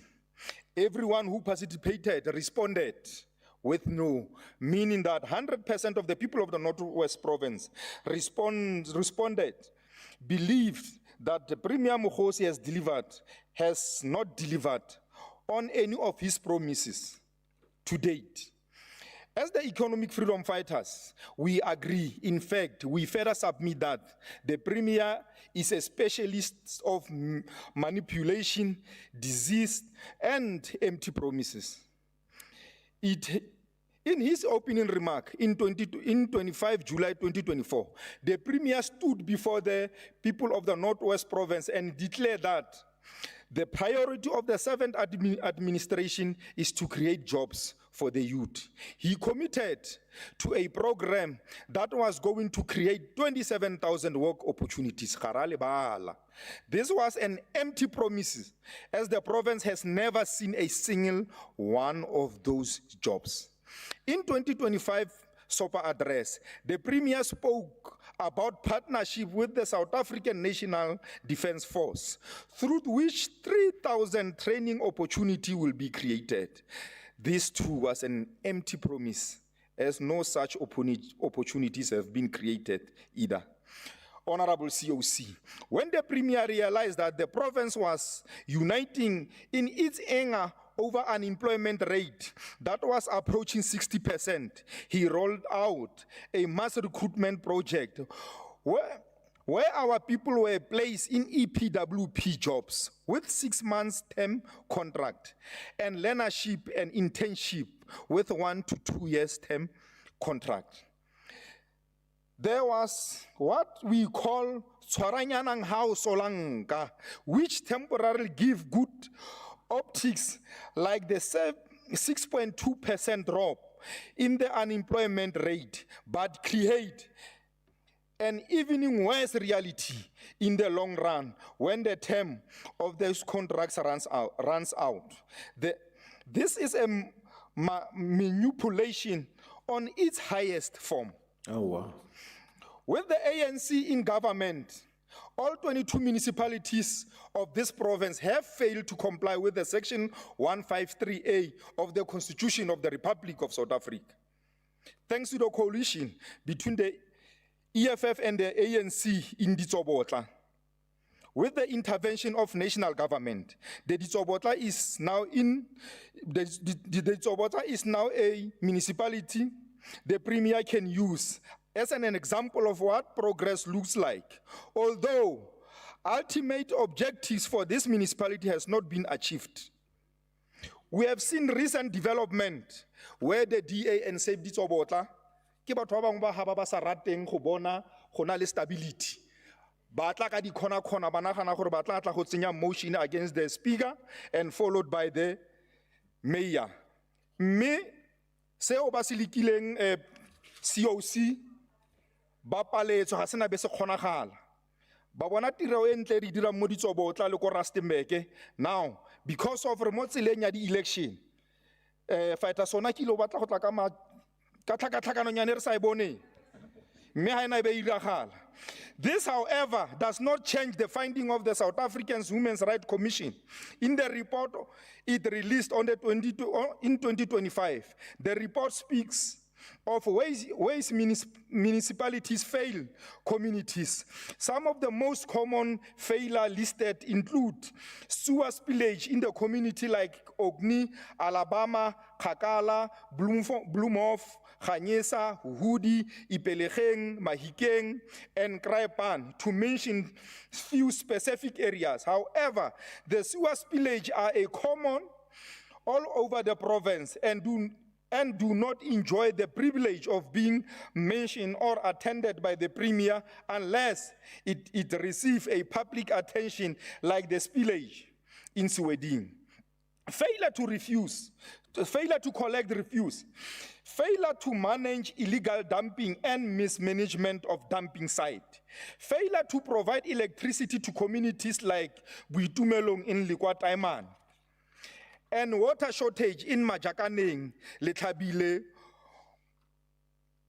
Mabaleng, Revelo, Zirast, and Tlhabane. The Premier states that 300 million and 1.9 billion will be set aside for Operation Bulametsi, which is meant to fast-track the access to water. However, he clearly forgot that in his 2025 SOPA address, he stated that 450 million and 65 million was set aside for the very same purpose, yet none of the community of Bukonombu Pirima have consistent supply of drinkable water. The Premier must just be honest and change his name of Operation Bula Metsi to Operation Tswala Metsi because our taps are still dry. Baagi ba rona ga bana metsi, re kopa metsi mo Premier. Every elections seasons, roads like Nelson Mandela Drive in Mafikeng are put up for renovation to the tune of hundreds of millions of rands. In 2024, the proposed amount for phase 1 of Nelson Mandela Drive was 49 million, but it ended up costing the province over 100 million. Update about the project were quiet, and now suddenly it is back on track for 700 million. Honorable COC, the Premier has clearly relied on desktop research to check on the state of the roads in Ward 1 and Ward 2 of Pitsidi Sulejang because those roads are still not drivable. Saying that the issue have been resolved is a blatant lie, which the Premier is not ashamed to direct to Kgosi Maotwe as if he doesn't know the truth. Every year, the Premier claimed to be constructing new healthcare facility and refurbishing old ones, yet he failed to give hope to many citizens of the province who still access health is neglected, dilapidated, and unsafe facility. He fails to inform the province of the many healthcare facilities that are incomplete and abandoned because the government appoints people who do not meet requirements. As we wrap up, Honorable Member. Same goes to the infrastructure. Same goes to the infrastructures of school across the province where roofs are caves in, toilets do not flush, windows, doors are broken, and yet the government appoint people who do not meet those criteria. Honorable COC, re ka se dula fela re complain re sa tle ka mathata, re sa resolve mathata. A mangwe a mathata in this province is not that we don't have water, but that our reticulation systems are neglected. Therefore, the EFF, we demand that the province takes on a mass refurbishment project where the neglected water reticulation system of the province will be maintained so that it provides reliable drinking water from both the ground water sources and surface water sources. The groundwork for many of those systems are already in place. Therefore, mass refurbishment project will ensure that pipes, pumps, and other infrastructures are safe for usage. Similarly, Honorable COC, sewer spillage in the province exists because of poor maintenance of infrastructure like pipelines and treatment plants. We therefore demand that the Premier make it a list of all communities that are permanently affected by sewer spillage and roll out a program where the infrastructure in those areas undergo a maintenance and replacement when necessary. We demand that abandoned health facilities be renovated and reopened for service to avoid our people needing to travel long distance for medical treatment where facilities are available around them. We demand that the scope of healthcare facilities that still operate during office hours only be extended and open 24 hours a day, 7 days a week, so as to accommodate community members Honourable even member, during your time is emergency. Thank you very much, Honorable COC. Ke a leboga. O batla vota teng ka reng ra itse. Let me call Honorable Sonakile. You have 8 minutes. No, thank you very much, COC and Omontle gore vandag. COC, there is a difference between decisive action and election year panic. What we had last week was not a rescue plan. It was a rehabilitation speech delivered 5 years too late. Premier, when a provincial administration of the ANC spends an entire term presiding over local government collapse and then declares the final year, the year of decisive action, that is not decisive, that is defensive. You say this is the year to fix local government. The people of the Northwest are asking, why only now? 7 pages of your speech focused on fixing municipalities. Yet what is missing is the most important part, how?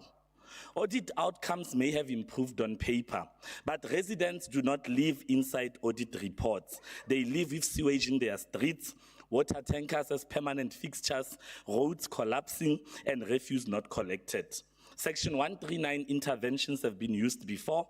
Section 154 support has been promised before. The crisis in local government is not new. It is the product of political protection, weak consequence management, and administrative instability. We also know that being conferencier in your party, the ANC, there is going to be a lot of defiance to whatever you'd want to do now. So it is just you backing and not biting.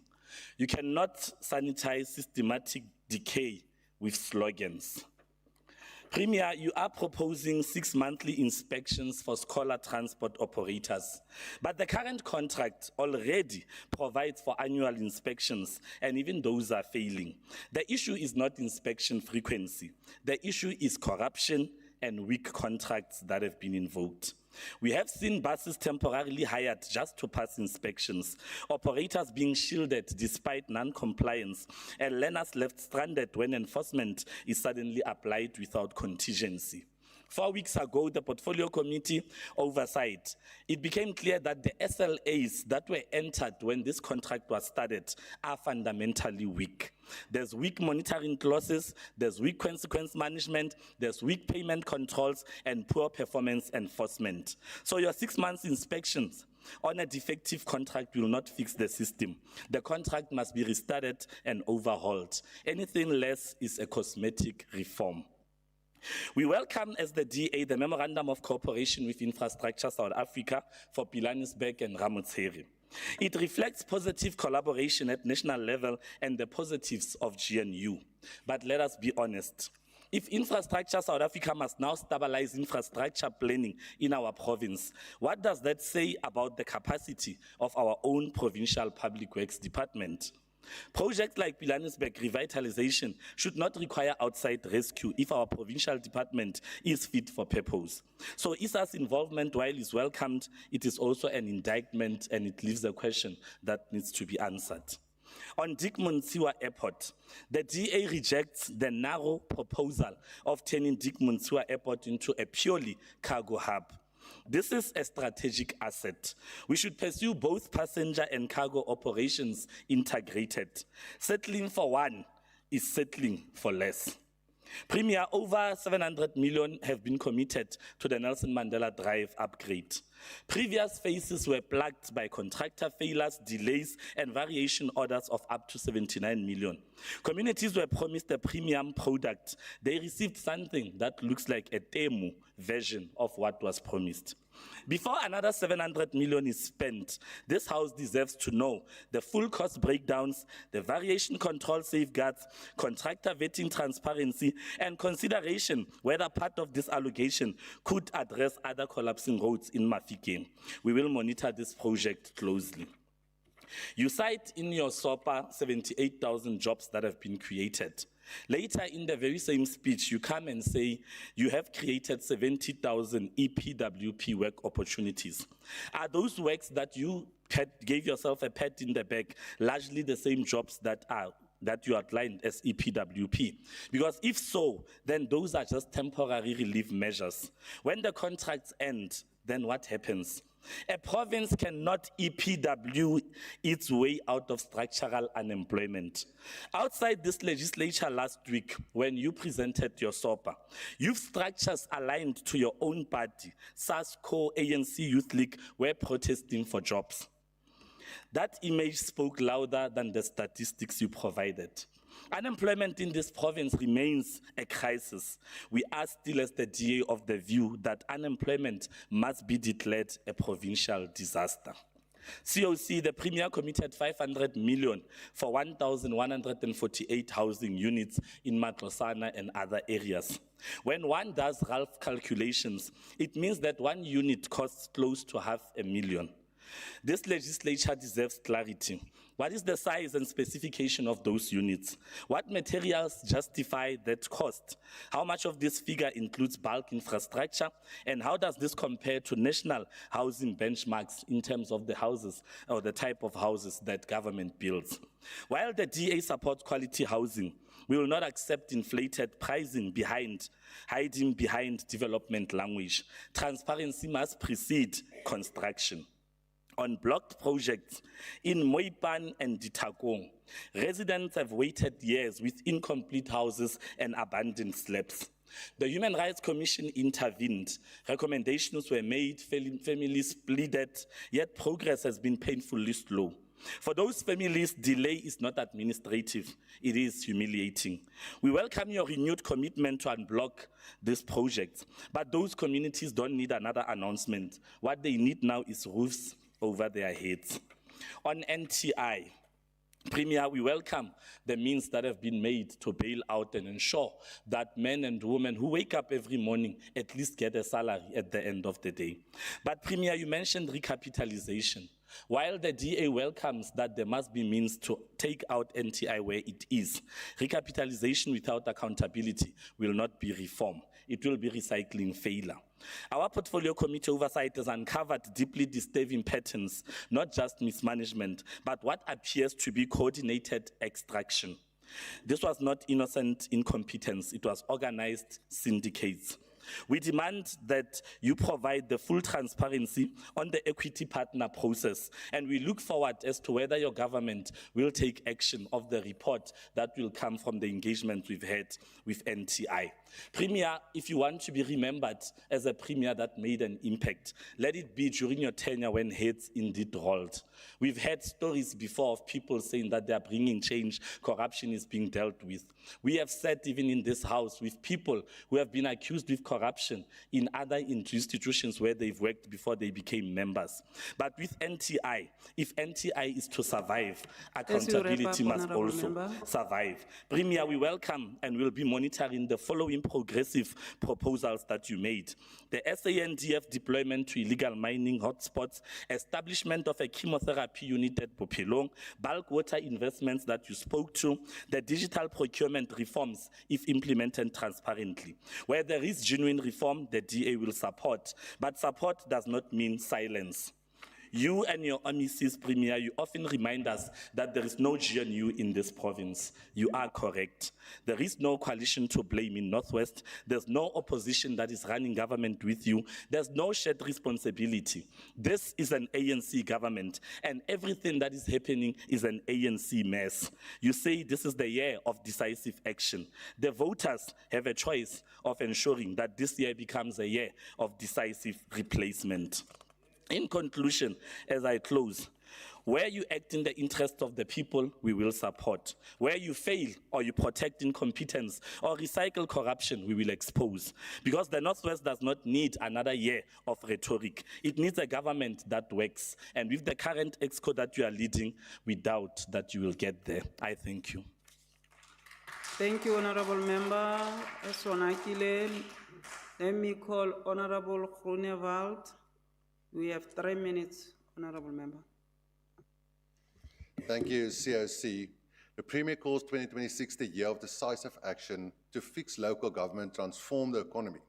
The Freedom from Plus agrees if municipalities do not work, nothing works.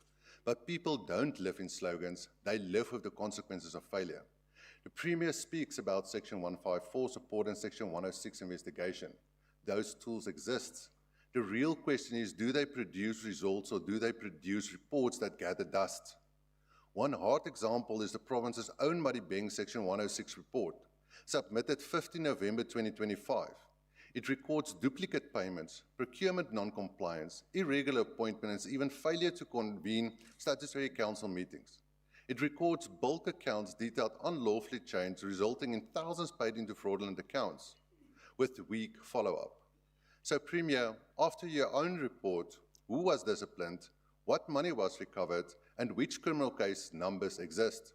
Because if nothing happens, decisive action is just paperwork and empty election promises. On water, the Premier speaks about big projects and allocations, but the Auditor General's evidence explain the loss of trust, irregular findings of 82% of audited water projects and 56% of projects delayed by an average of 32 months. This is not communication problem. It is weak planning, weak procurement, weak contract management, and weak maintenance. If the Premier wants decisive action, changes must be measurable on the ground. Fix the money and end the injustices where paying ratepayers subsidize non-payers and through waste, fraud, and corruption pay again for failure.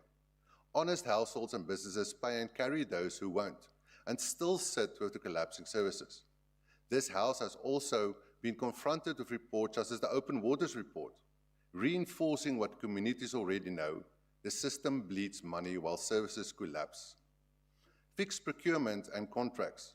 Stop recycling failing contractors. Pay only for verified work. Enforce penalties. Publish timelines and costs. Fix accountability. Real consequences, not just reports. Section 106 must end in dismissal where warranted, recoveries and criminal cases, not silence. Honourable COC, the Premier says 2026 will be different. It will only be different when the province replaces excuses with consequences and municipalities are run for residents, competently, transparently and fairly. I thank you. Baie dankie, meneer. Honorable Mosenogi, you have 11 minutes.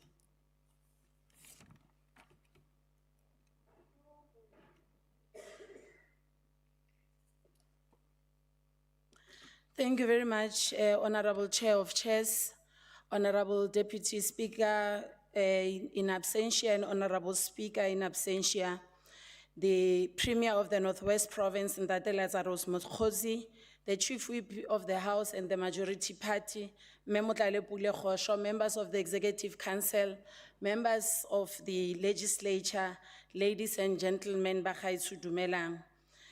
Honorable Speaker, as Premier has declared that 2026 is a year of decisive action, and we wish to reaffirm our commitment to stabilizing and strengthening local government, because we understand that it's at the municipal level where service delivery is mostly felt.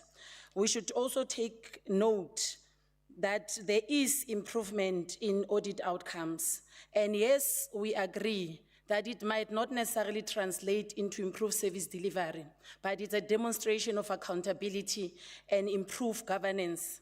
And it's important that ultimately we must, while we improve accountability, ensure that at the ultimate end, service delivery is also improved. We will continue to implement focused governance reform, improving financial management, enhancing oversight, investing in capable leadership to ensure municipalities function efficiently and ethically.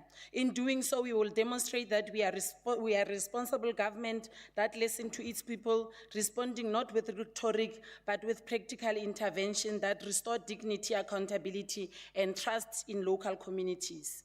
in our effort to strengthen municipal governance and restore financial stability across the province, the identified municipalities under mandatory recovery have commenced with implementation of revised mandatory provincial intervention and financial recovery plan support strategy as developed and supported by National Treasury.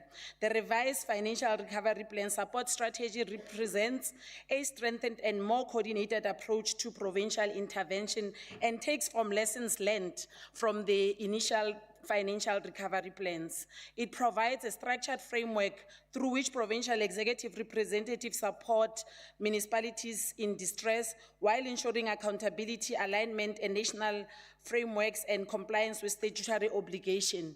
2 years into implementation of FRP's progress has been uneven, with many of our municipalities remaining in a rescue phase, except Ramotshere Muilwa and Dr. Rutsigo Mumpati, who deserve to exit to the program in view of the progress registered. Provincial Treasury has recalibrated the approach on mandatory intervention. Provincial EXCO representative oversee and do not substitute municipal responsibility. And we wish to further emphasize that we have called a multi-sector engagement with different stakeholders that we believe are relevant in supporting municipalities, not only from a payment point of view, but also from support to those municipalities on improvement of the services of those stakeholders. And I make an example of ESCOM, including water service board. And we believe that there must be a coordinated approach in terms of the support to support the intervention that we are providing as the provincial government to municipalities that is coordinated at different levels. The provincially stands ready to support, coordinated and monitor and enforce where necessary. Sustainable recovery demands collective action and decisive leadership at municipal level. The task before us to clear that we must restore financial viability, stabilize municipal finances, and rebuild public trust in local government. And we have issued the following directives to all municipalities: finalize irregular expenditure investigation within 30 days, institute disciplinary action within 60 days, report all unresolved cases to Provincial Treasury for escalation. Where investigations have been conducted, follow-up must be made with relevant institutions and cases must be open. Where payments have been made unduly, there must be recovery by those municipalities. Where misconduct is proven, matters are referred straight to law enforcement in line with MFMA and financial misconduct regulations. We have deployed a provincial UIF tracking and enforcement tool to capture all historic UIFW by year and category, track Section 32 investigation and council resolutions, monitor recoveries, disciplinary actions and write-offs, identify repeat offenses and systematic weaknesses, and develop an action plan on addressing it and ensure that there is proper monitoring. Municipalities have until June 2026 to resolve at least 75% of legacy UIFW. Failure to comply will trigger intervention permitted under Section 216 of the Constitution regarding the withholding of the transfer, in line with the Constitution. The Provincial Cooperative Governance and Traditional Affairs instituted investigation into 3 municipalities, as alluded to by my latter speakers. The implementation of these findings, we must indicate that the report has been tabled by the MEC to all the relevant municipalities, and some of the councillors who have been identified in those reports will be held accountable, and some of them will have to bear the cost of some of the decisions that have costed those municipalities.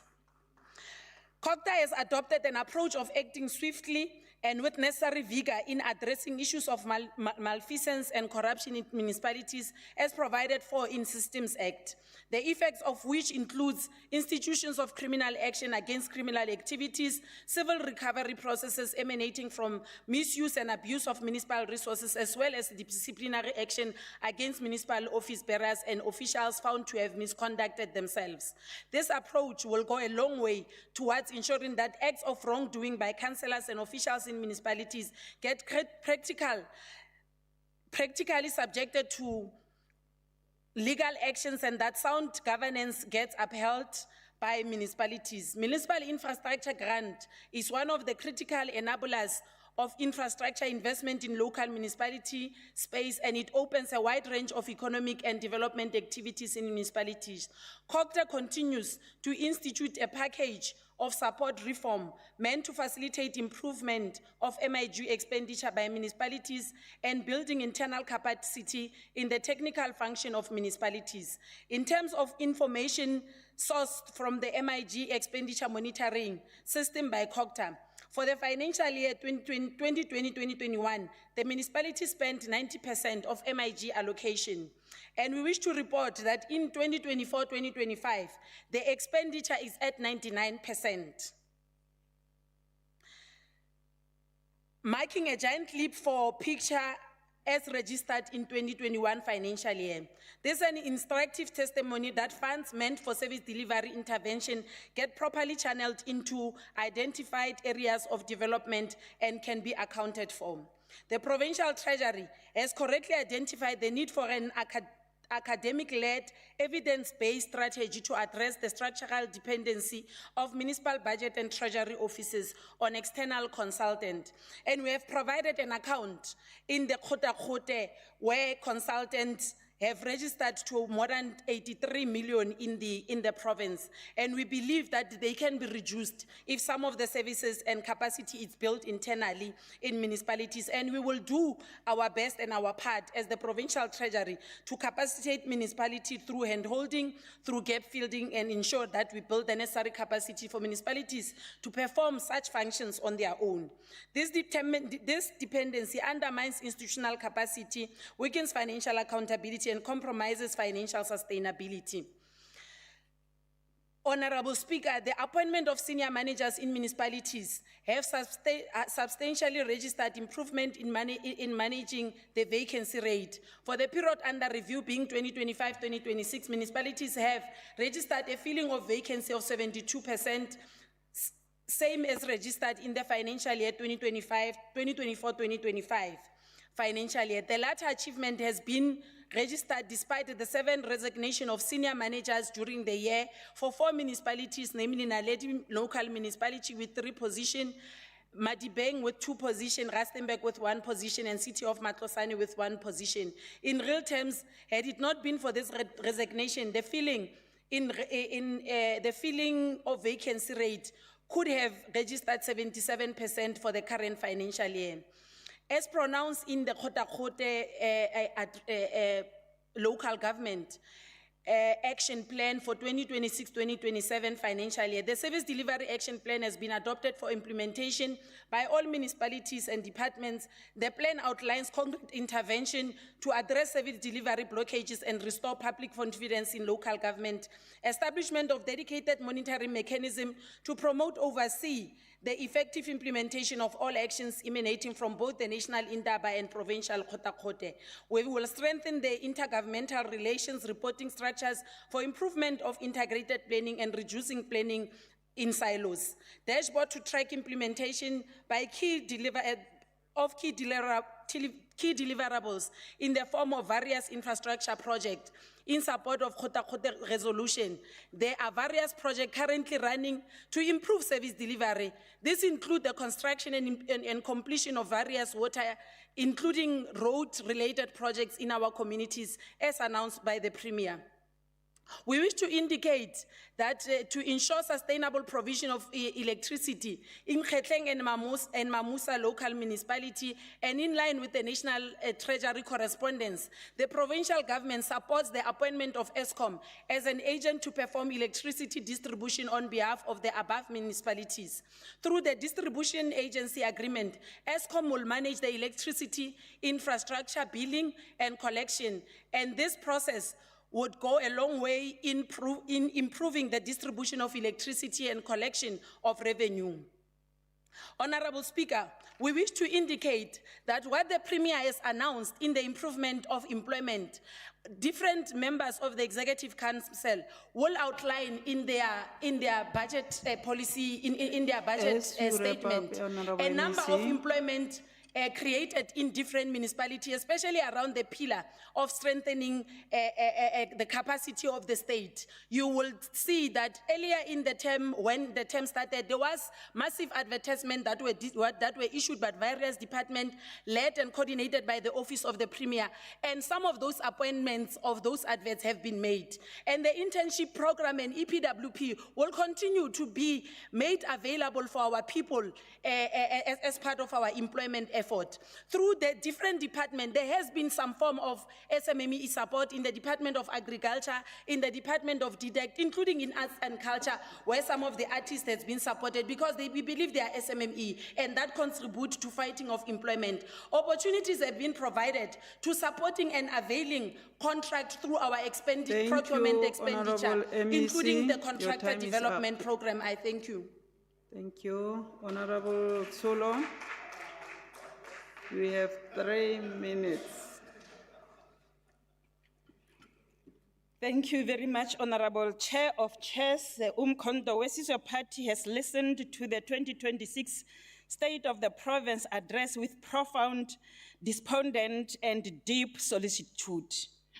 The SOPA is a continuation of the same elocution of many years which fail to provide an honest account of those pronouncements that remain unfulfilled. Indeed, Honorable Chair of Chairs, the Honorable Chief Whip, it is indeed, the SOPA is indeed a mere routine political account of what transpired last week. The Northwest Province requires transparent reporting on what has been achieved, what has failed and why, and it requires enforceable timelines and decisive leadership. During the 2026 State of the Nation address, President Ramaphosa mentioned that South Africa has some of the world's largest reserves of critical minerals valued at more than 40 trillion. The Northwest Province alone accounts for about 80% of platinum in the world. Notwithstanding having rich mining and agricultural resources in this province, more than half of the Northwest Province population remain unemployed and ravaged by poverty, hunger, and inequalities. And we cannot continue to be told about the EPWP as jobs because we don't even have the necessary exit plans for these poor community members who will remain unemployed after this particular term. EPWP, it is just a mere short-term project. We should not be told about it as a part of job creation. In 2020-25, Honorable Chair of Chairs, the Honorable Premier announced that our province will collaborate with the Department of Small Business Development to accelerate government programs to revitalize village and township economies, and that this partnership will be driven through the Northwest Development Corporation and relevant national entities to realize this objective. There is no clear progress report given nor an account provided to this particular effect. Again, in the 2025 SOPA, the Premier has announced that government has allocated 24 million rands to establish the Northwest Development Fund to accelerate development initiatives across the province.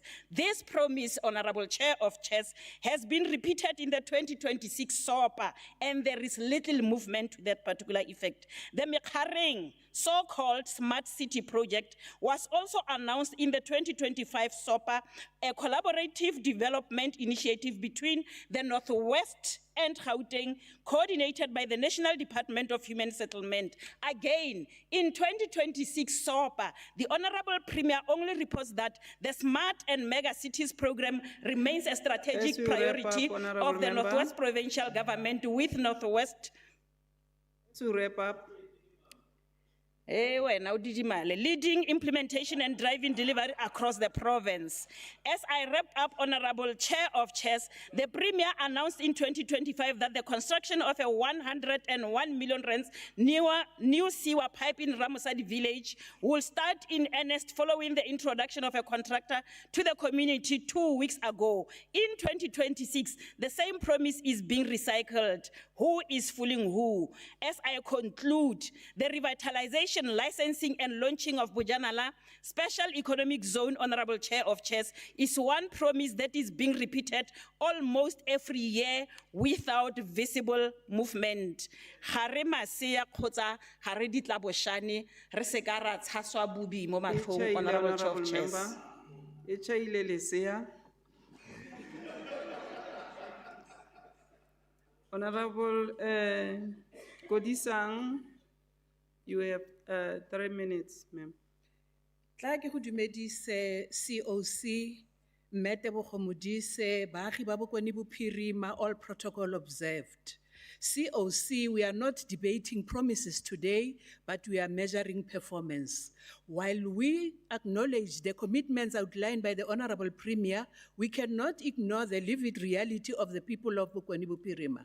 This debate coincides with the 50th anniversary of the 1976 Student Uprising, a pivotal moment where the youth fiercely fought against apartheid and for educational and economical freedom. Mme gompieno, ntwa eo e bonala e sa tswala diphetogo tse di namatshang, as unemployment is still over 50% in Bokone Bophirima. We have also seen a collapsing local government, water shortages, deteriorating roads, and growing public frustration. The real question before this House is simple. Are the people of Bokone Bophirima better off today than they were yesterday?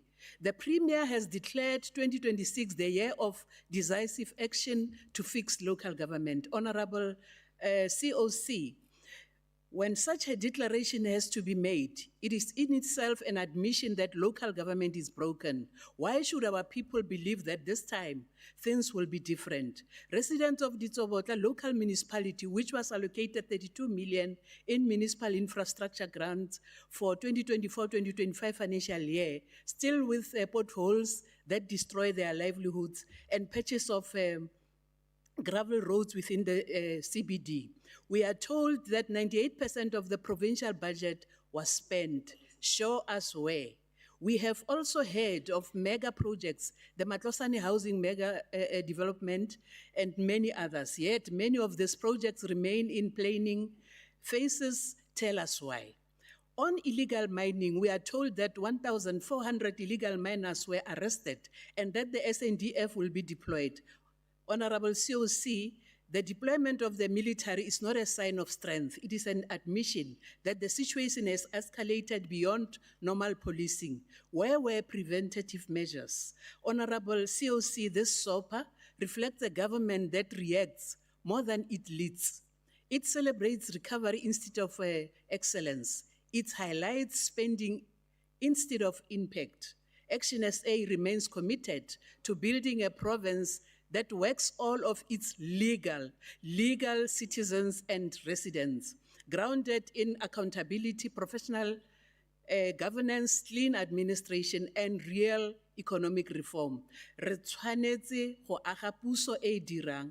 I thank you, COC. Save time. Thanks, Honorable Kodisang. Now I'll call Honorable Sebego. Sebego.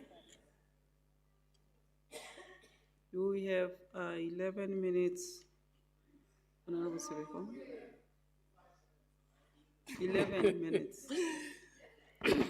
No, thank you very much, Honorable COC. Honorable COC, when you can imagine, you begin to create, and when you create, you realize that you can create a world that you prefer to live in, rather than a world that you are suffering in. The wise words of Ben Okri, the celebrated African Booker Prize winner and poet, whose work explores themes of resilience of the human rights, implores upon us to strengthen our liberation trajectory in defending the gains of our democracy, advancing integrated socio-economic development, and strengthen our solidarity for a better world. Honorable COC, the declaration of gender-based violence as pronounced by the Honorable Premier and femicide as a national disaster will unlock resources to effectively equip our police, social workers, GBF, GBV shelters, rehabilitation, and survivor empowerment initiatives to better address the alarming increase in case of brutal murders, rape and abuse of women. As the ANC, we rally behind the provincial government's swift response to assisting over 640 victims of gender-based violence, access, sheltering, service and support services, including empowerment programs to 3,200 victims of crime. As the ANC Honorable COC, we are intentional in our approach this year to wage war on crime and corruption. GBVF as a national disaster, make organizational renewal visible and irreversible, as well as building a better African and a better world. It is in the small things we do that have a bigger impact of the lives of our people. We thus implore our municipalities to ensure that basic street lights and high mast lights work in our communities, especially rural areas, and regularly debush open space to reduce cases of rape, robbery, and assault that are rife in such places. We must also redouble our effort to strengthen community policing forum to ensure that their functionality and citizen activism through intensified collaboration with police officials to help these crime prevention structures and street patrollers patrol neighborhoods more effectively in order to reduce opportunistic crime, such as break-ins, rape of the most vulnerable being women and elderly, theft and senseless violent crimes. Repeated reports and community feedback on ongoing governance weaknesses, poor financial management, slow implementation of development projects, and instances of maladministration at local government level must be confronted head-on and decisive action being taken. These are not isolated issues because they resonate with broader national scrutiny of local government performance that require urgent attention and greater accountability. We heartily welcome the Premier's introduction of the province-wide smart government monitoring and evaluation dashboard. We believe that its implementation will be a game changer and contribute to improve audit outcomes, reduce malfeasance, foster ethical governance, improve service delivery, and hold underperforming officials accountable. The effective performance of our government through performing municipalities will enable us to achieve economic transformation essential for building a better Northwest. Education is our apex project, and through the allocation of the 1.4 billion budget allocation, we must witness the building of innovative and diverse learning facilities, such as computer, robotics, science, and agriculture labs, to equip our students to thrive in a digital and technical advanced economy. Significant progress registered through various interventions, such as the National School Nutrition Program that benefited close to 760,000 learners, for which 700 million was budgeted by the caring and compassionate government, as well as introduction of no-fee pay schools, have contributed towards reducing learner dropout and mitigating against poverty. I hope the opposition are aware of. As we bridge the urban and rural divide in educational sector, we call on the provincial government to prioritize major renovation of all mud schools older than 50 years as they pose a threat to the safety of our learners. We note with appreciation the building of the Nugana Austin School, which will offer neurodivergent children the opportunity to have a school that will cater to their needs and develop them to form part of the broader society. As the ANC, we reaffirm our commitment to stabilizing the provincial fiscal position by rooting our inefficiencies, trimming waste, and redirect resources to critical areas like health, skill transfer, food security, and transformation. Our municipalities, with the support of Public Works and Roads Department, must ensure that our roads are commutable and that our people are able to reach public amenities without hindrance. We really appreciate the pronouncement made by Premier in terms of that new intervention. The establishment of chemotherapy unit in Mafikeng Provincial Hospital and the focus to transform Job Simankane Taban into tertiary hospital with a litany of services will improve healthcare provision in the province and ensure healthcare for all in line with the ANC election manifesto. We have been able to restore the mobility of residents, especially those in rural areas that solely rely on buses as cheaper and convenient. We believe that economic ties will boost industrialization, inclusive of growth, youth, and women empowerment, and eventually aid the recovery, upgrade our agricultural and tourism sector. State-owned enterprises such as Parks and Tourism Board, Gambling Board, and Northwest Development Corp must without fail deliver on their mandate to contribute towards job creation, economic development, as well as support municipalities in local economic development. The youth are our future leaders, and if we don't equip them with the necessary ethics, skills, and self-confidence to thrive in any circumstances, we will be failing to produce the next champions of global transformation. The restoration of Mabana Arts and Culture Center, as well as expansion of the program across the province and support for local artists will contribute towards youth development, social cohesion, and nation building. Similarly, the expansion of our agriculture extension officers program will guarantee food security to mitigate against poverty and support subsistence farmers through mentoring for them to graduate to commercial farmers. We welcome the immunization program to tackle food and mouth disease and hope that farmers who have lost livestock will receive support to recover from the disaster. Expenditure of the Comprehensive Agriculture Support Program must reflect our determination not to be defined by mediocrity or under-expenditure on this critical intervention, but excellence in service delivery. Zero pothole across all our municipalities must be the target for improved roads infrastructure that support economic growth and sustainable development. Paving of urban and rural linkages roads will ensure that all our communities are indeed construction site with visible delivery program targeting road infrastructure delivery and job creation. Honorable COC, the people of Northwest are yearning for accountable municipalities that deliver on their aspiration within a corrupt-free environment, adhering to prudent financial management, good governance, and ethical leadership. We need to urgently improve local government performance by accelerating projects such as bulk water schemes, Operation Bulela Mates, housing delivery in mining towns, road rehabilitation across district, and expanded commuter transport. As the ANC, we are committed for the implementation of accelerated service delivery plan, which places service delivery community and engagement infrastructure at the heart of the African National Congress. In relation to the response, as it relates to some of the issues that were raised, in particular, Honorable Butchwe. Honorable Butchwe, we are here as members of the legislature. You are saying 100% of the Northwest, which means you are talking to the 4.1 million people, population. I don't know, what does this mean? When we actually understand the difference between statistical tools, research tools, quantitative versus qualitative. Now, in this particular case, the numbers don't lie. They are quantitatively confirmed. But you come here and want to tell us about the 100% people in the Northwest which are not agreeing to what the Premier have pronounced. It's misleading and very irresponsible. Now, further to that, if you are talking quantitatively, talking numbers, now you come in here, you want to turn numbers into qualitative research because you are explaining instead of acknowledging the numbers that were presented here. The Premier spoke about numbers, did not speak about explanation. You have presented complaint list. You have presented complaint list without acknowledging the initiatives that have been pronounced by Premier here, thus misleading the community of the Northwest and deliberately so. Honorable Sonagil, we listened to you speaking about decisive action as reflected on the pronouncement, and we thought we'll appreciate that. There's no confusion in what we are trying to relate to.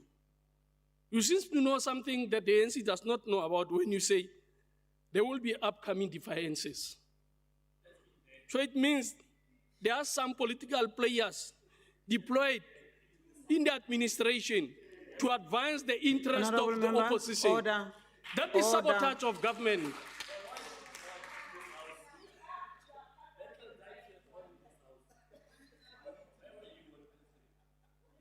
Honorable Tsulo.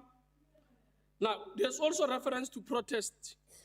We have seen it ourselves here. We're here in this house. We saw the Red Berets even having compromised the rules of this house, singing when they know they are not even supposed to come here and sing. Honorable Sonakile. But when you spoke about protests, you made selective reference to members of the ANC who were protesting without even making reference to the EFF, that even the people of the Northwest and the entire South Africa saw misbehaving. Let us try to show some political consciousness when we speak. The consciousness that tells us when we lie, we are consciously affected. You are just speaking here at the subconscious mind. When you leave here, you become conscious. When you are in the house, you are subconscious. It cannot be correct. That's a pure reflection. That is a pure reflection. Honorable Sonagile, you know what? COC. You are out of order. You have been running around making noise in the house. And people were listening to you. They've never made a noise when you speak. Always. So, please. You have shown desperation, Honorable Sonagile, when you reflected. Desperation when you reflected about potential loss to the upcoming elections. You are preoccupied about potential loss to upcoming elections. To the extent that when the ANC comes Honorable Sebeko, as we wrap up. No, thank you But very much. check Honorable. on the time, Honorable COC. No, no. As we wrap up, Honorable, No, let no, me no, no. listen to Honorable Buzwe. Honorable COC, the 11 minutes given to Honorable here it has expired. Oh. You even extended it 7 minutes. You even extended it 7 minutes. Stop being partisan, Honorable COC, man. What you are doing is wrong. Can you Thank you sit very much. down and allow Honorable to wrap up? Honorable Tsulo, I know it's not that long that we've left the African National Congress, and I trust your mental capacity, but you disappointed me today.